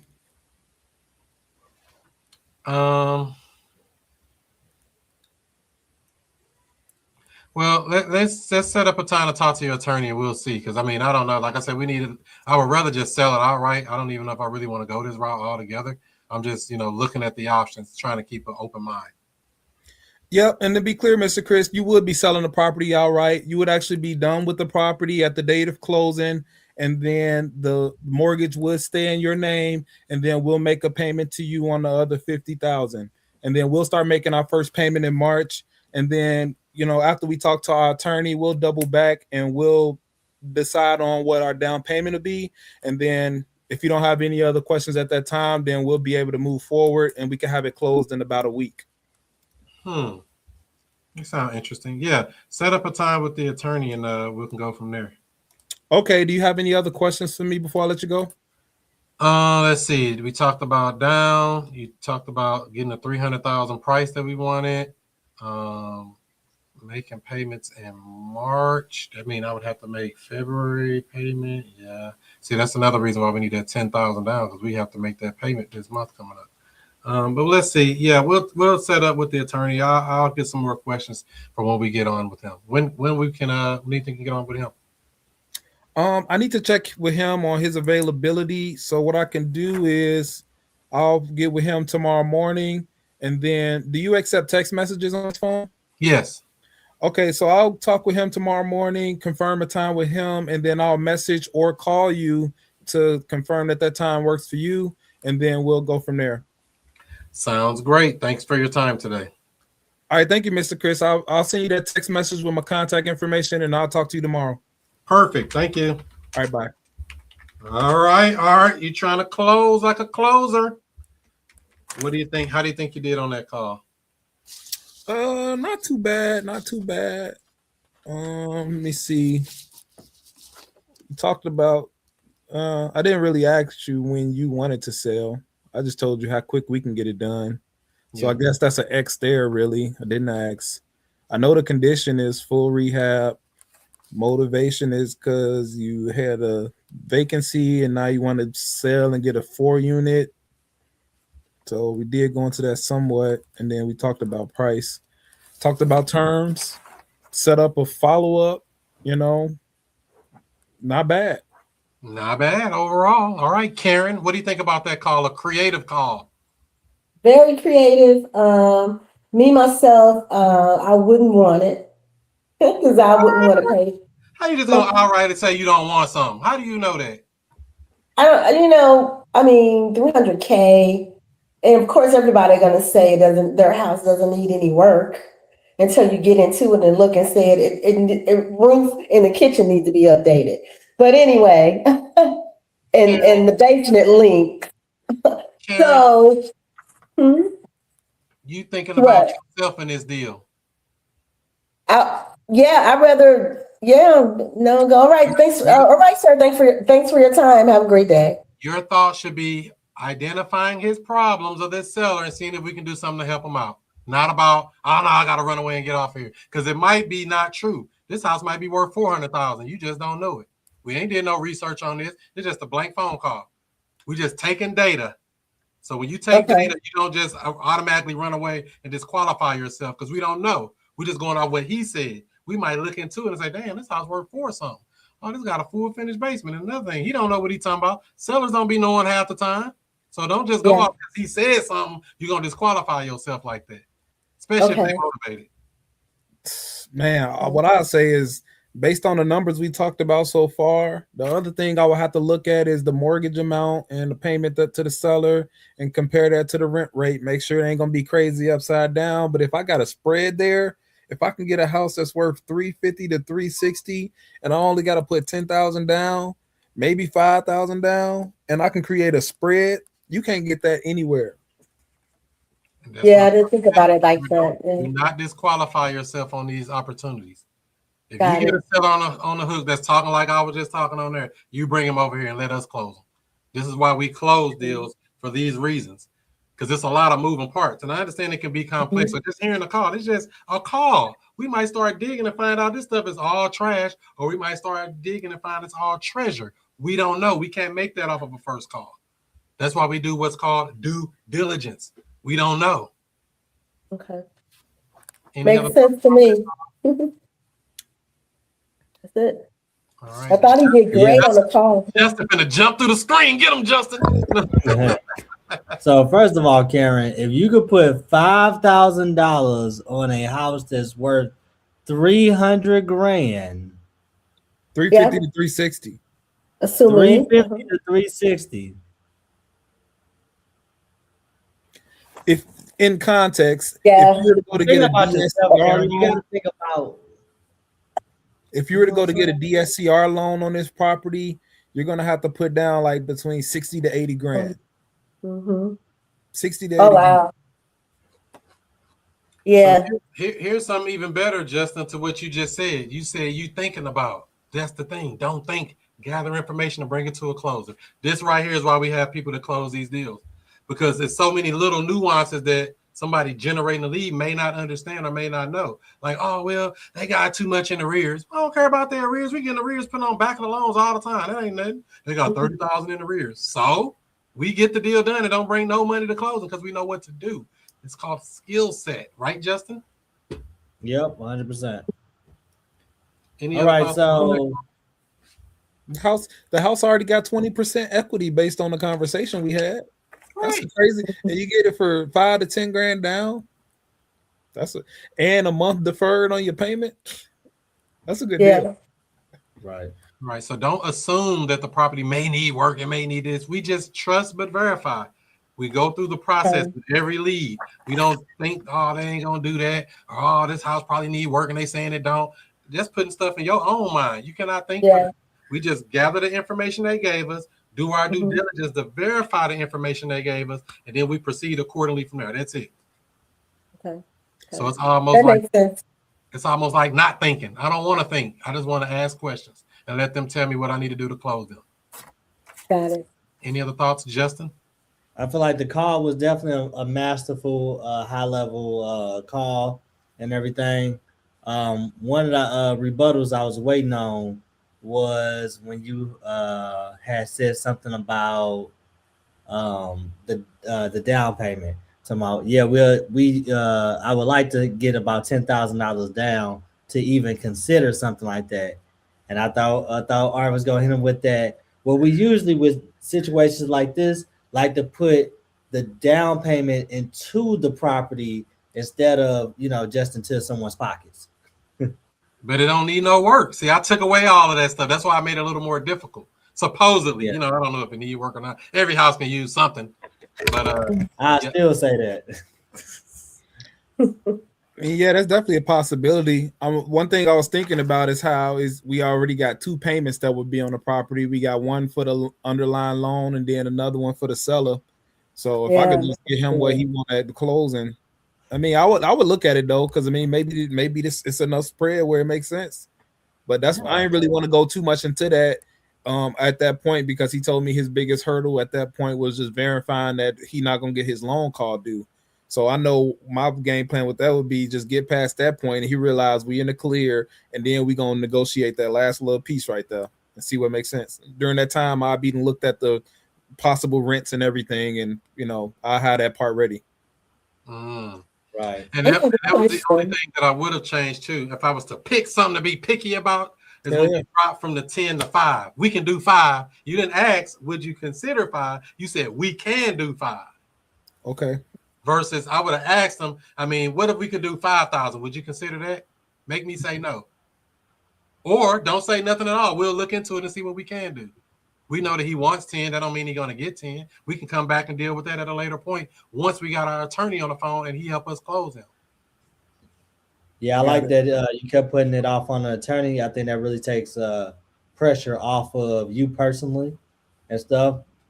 And I think it puts us in the conversation of, hey, we deal with experts. Everything we do is handled by experts, that type of situation. Professionals, that's right. Yep. Yeah, and if ultimately I had to make, a quick phone call with my attorney and pay him, $100 or $200 to get this seller closed out, that'd be worth it every day. Ain't no guarantees of what'll happen with the seller on the other side, though. But sometimes you gotta spend a little to make a little, a lot. Get that money, man. I have a question. So the underlining loan is, all right, so I know the tenant buyer is going to be paying when she find a tenant buyer on the mortgage. What about the other loan for $50K? That's all could be worked out. Okay. Part of the creative. They could get payments or they can get no payments. We could say that, hey, we'll pay that in the next 3 years as a balloon payment as one lump sum or whatever. Everything's negotiable in creative real estate. That's the beauty of it. We can structure it to make payments to him toward that. Principal payments only, no interest, by the way. Or we can just do one lump sum payment due in 12 months or due in 6 months or due in 2 years or whatever. Because we could always do what's called the deal after the deal to get it shortened up sooner. But that's getting way down the rabbit hole. But the biggest thing is, one, understanding what that seller wants to happen, understanding all of their objections, questions, worries, and then overcoming all of those. And once they're on our team and see that, hey, yeah, we're serious. We want to help you solve this problem that you told me you had. I didn't tell you had this problem. You told me you had this problem. This is why we ask questions and allow them to tell us their fears, worries, issues, etc., so we could come up with a solution to help them do it. Versus us saying, no, I ain't doing that. Hell no, I ain't doing that. We might not be doing it, but I'm not going to tell them that right then and there. There's a lot of things I may not do. I might not give them nothing down. We might go look at the house, like you said, Karen, and it looked bad. Like this house, you said this house was perfect. Man, who did this work? Who had to do this? Fred Sanford? No, this all messed up in here. Anything bad. Work with shoddy work or cheap work. This could be cheap flooring or whatever. All kind of things. But that stuff we deal with later. We don't have to deal with that on an initial call because we ain't giving them a dime anyway until we walk the property, verify condition, inspect the property, etc. Right. I get it. Yep. So don't be quick to disqualify a motivated seller unless they disqualifying themselves. Ooh, okay. Let them disqualify themselves. Like, hell no, I ain't doing no payments, and I need $300,000, not a penny less. I ain't going down on the price, and I want all cash, and I want to close fast. You want too much, sir. You might need to go have several seats. Which they come across these people, which is not a problem. Everybody may not want it. You know what? Keep me in your list here. If you don't find somebody else to buy it, come back. We have a solution to solve your problem pretty easily. And let them go to the marketplace and find out 3, 4, 5, 6 months later that they're going to come back to you. And that's happened to me before. Matter of fact, that house in Florissant, the house I just closed, I talked to that lady back in May. We just now closing. She's supposed to have been sold that house. Talked to her in May. We just closed in January. Oh, wow. I didn't pressure her and like, oh, you got to do it right now. When I say, I already knew the house was beautiful. Let her do what she need to do. I'm here waiting on you. We're going to solve your problem. I'm your huckleberry. She came back with a gotcha at the end because I was supposed to have been giving her $1,500 at closing, but I ended up giving her $3,500 at closing. So, you know, what's the extra $2,000 on a big old nice house that I'm probably going to get right back from somebody else anyway?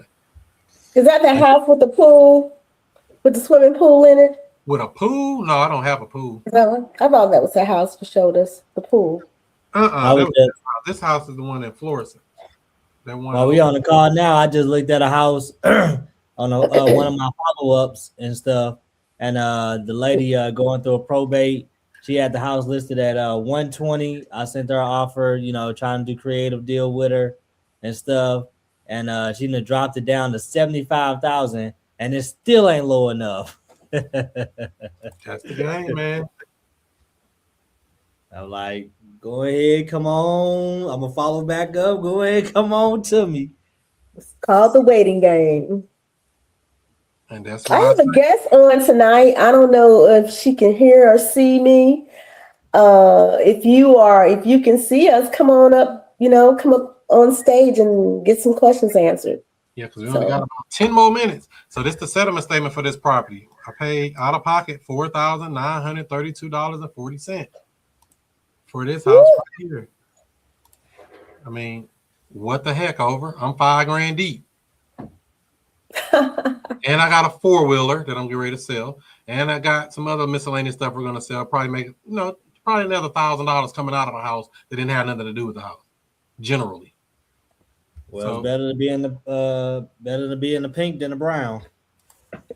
Yeah, but that thing is already in beautiful shape. You ain't gonna. Plus, you're doing a tenant buyer, so you ain't got no maintenance anyway. You're just gonna be collecting cash flow for years and years and years on that.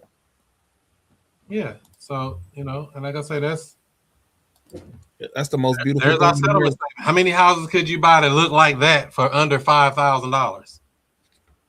A lot. Not many.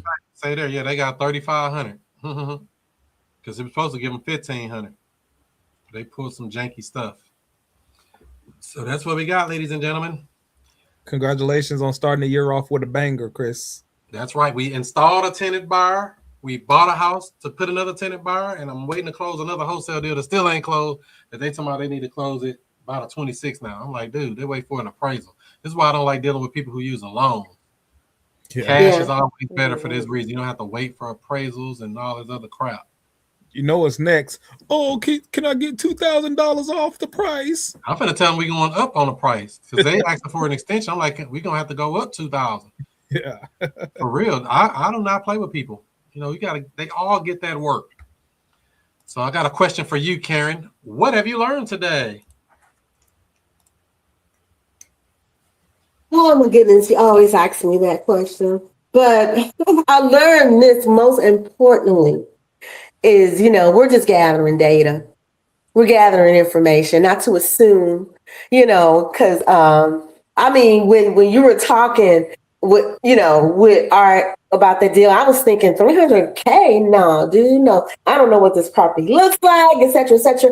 But what's important is to gather data, the information, everything you need, then go to the other processes when you're ready to really talk numbers with the seller.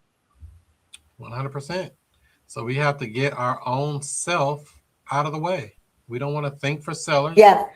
We don't want to overthink the process, just work the process. That's why we have a process to protect us from making mistakes. Allow the people to tell you what they want to do. Mm-hmm. We figure out a solution to solve the problem that they're trying to do. We offer them a solution and they either say yes or no. If they say yes, great. If they say no, follow up later and see if they change their mind after the marketplace beats them up a little bit. It's just that simple. Yep, Mr. Art, what have you learned today? So what I learned was for probate deals, you can enter the decedent's name on CaseNet to look at their probate file, right? The probate file. Oh yeah. Okay. So as a matter of fact, when I searched that lady's name, she got a lot of stuff. I don't know if this is her or not. Well, there may be somebody with the same name because there's a lot of stuff on here. I say, good night. It's 4 pages worth of stuff on here. Whoa. But it might be just people with a similar name. I didn't really look at it, but it's 4 pages worth of stuff. I said, good night. That's a lot. But yeah, research is key if you don't know. We can always trust but verify. So a couple other things that I got. is a pretty good one. Is I need to start getting testimonials because I've helped quite a bit of sellers, and I've helped quite a bit of other wholesalers slash investors. You know, all of that really can go a long way for real. Um, is there any wiggle room on the price? Asking, is there any reason they don't rent the house again? What if there is a way you could still get the money of being a landlord without being a landlord? Come on. Mm. And then, what if we could do 5,000 down? Would you consider that? Versus saying we can do 5,000, because I know you kind of got excited a little bit. That like we can do 5,000 down. No question. We don't make statements. We only ask questions. If we can say, I don't know. I mean, I know you say you want 10, but let's say if we could do maybe 5,000 down. I mean, would that help you out at all? Well, I really want that. Well, let's do 7. Okay. Well, you got them down off that damn 10. You see what I'm saying? It's just a question. It ain't an offer. It's a question. Even your offer is a question. All right. Mr. Holmes, buying up all the homes. What have you learned today? What I learned today is just some tightening up on the questioning, the questions, and repositioning the questions in another way, but it's basically the same type of question with the same goal. So when you had you closed the door on me when I asked you about the motivation, I had a question in there about the motivation, and you was like, oh, the tenant. I was asking you about the why don't you put another tenant in there? And you're like, I don't want to. I just want cash, buy the house or whatever. So you ain't give me nothing. But like you said, that timeline, going to that timeline would have revealed your motivation which I didn't get into. So that's what I learned. Just reinforcing, recodifying the game that we play and stuff, so I can become a stronger closer out there in the field. And then the other thing I learned, just dealing with the tenant buyers and stuff. Chris talked about if I feel that they're a little bit shaky, getting them to put down some type of commitment as far as a application fee. This whole time I haven't been charging the application fee because I feel like if you come in with thousands of dollars, it benefits me nothing to charge you $30 for, application or whatever, or $50, $30. I'm charging 50. So, now you get them to commit some type of money and stuff. So those are the two things I learned today. 100%, 50% per person. Like if it's 2 adults, that's $50, $100. Some rental places charging like $75. They charging that much to run people credit now. You know that, right? To get a mortgage. Now, if you're trying to go get a DSCR loan, they charging you to get your credit report, and they charging you for the rent part of it. They could do a rent assessment or whatever. Because I talked to a guy last week about some refinancing. We also have coming up here in the next month, we're going to be having a guest coming on talking about short sales. I know y'all like short sales. We got somebody coming in talking about that. We're going to get deep in the weeds on that. Mr. Josh, what did you learn today, Josh? I would say just different things to say in the conversation. Being a better conversationalist? Yeah, just essentially just adding different tools to my toolbox. For sure. Good questions are the best lessons. Yeah, because I think when I was doing my call with you, and you essentially were saying that you were asking them, essentially if all else fails, are you looking to sell? So still, even though they're saying that they owe $20,000, they still want to stay in their house, still finding a way to ask if they want to sell. That's right. You got to know if they're open to even selling before we even get on that rabbit hole of how much and all this stuff. I mean, if that stuff you're trying don't work, would you sell it? Would you consider selling it? I mean, have you even thought about just trying to sell it and being done with it? There's a whole bunch of ways to ask that same thing. And it's all to get them to say, no, I would never sell, or yeah, I would sell it for the right price, or whatever they're going to say. I don't care what they say, but I got to know where they stand. I cannot be guessing and trying to understand nothing when I don't know. But yep, there you go. Anything else you got, Josh? Nope, that's it. Cool beans. What was the motivation on that one, Chris? Oh, they're going through a small separation divorce, and they're empty nesters, basically. So the house is a 4-bedroom, and it's just her and the husband or whatever, so they don't need that big house. That was the motivation. Empty nesters. And they only bought that house like 2 years ago. I think that's what made them, have some problems, but that's a whole other story. That's what they got. So I got what you learned today. And what else we got here? I think that's that. Open for questions. Any other questions before we land this plane? Questions, comments, concerns? I got one quick question for you, Chris. How does it feel that you have students out here that are getting with other newbies and guiding them to the promised land on getting things under contract and all that kind of stuff? It feels great just to know that people can definitely connect, network, make things happen, solve problems for the marketplace, and actually get paid for doing it. We're not just solving problems a little bit. We solving problems and getting paid for doing it. That's what I like about it, Art. Great question. Yeah. Karen's back. Any other questions, comments, concerns?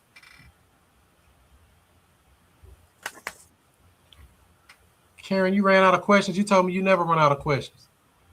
No, I'm trying to stay on. I don't know why I keep getting off. This question is, why they keep kicking me off? Come on with it. Right. So, like I said, don't forget the 31st of January, which is a Saturday.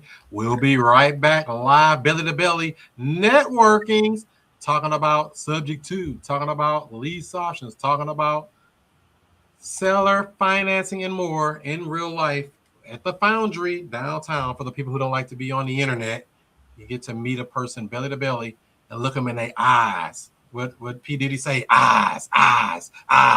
Look them in their eyes and see if they the truth in the booth. So hopefully you all have a good rest of the week. Keep talking to sellers. Do not stop marketing. If they don't know you, they can't flow you. You got to let them know you exist. Make some noise out here. Don't be shy. Go ahead and buy.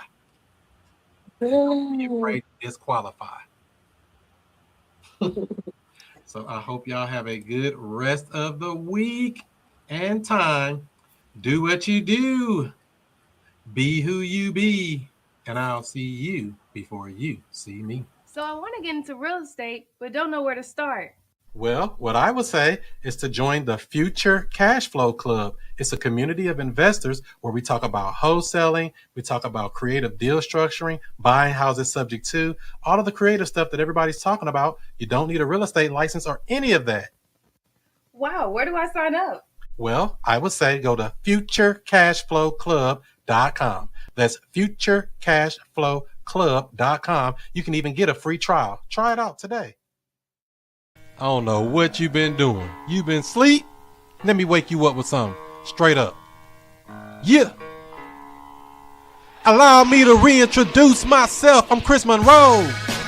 R to the O-E. I flip houses, rent cars, and make money. You know I'm not no motherfucker dummy. This how we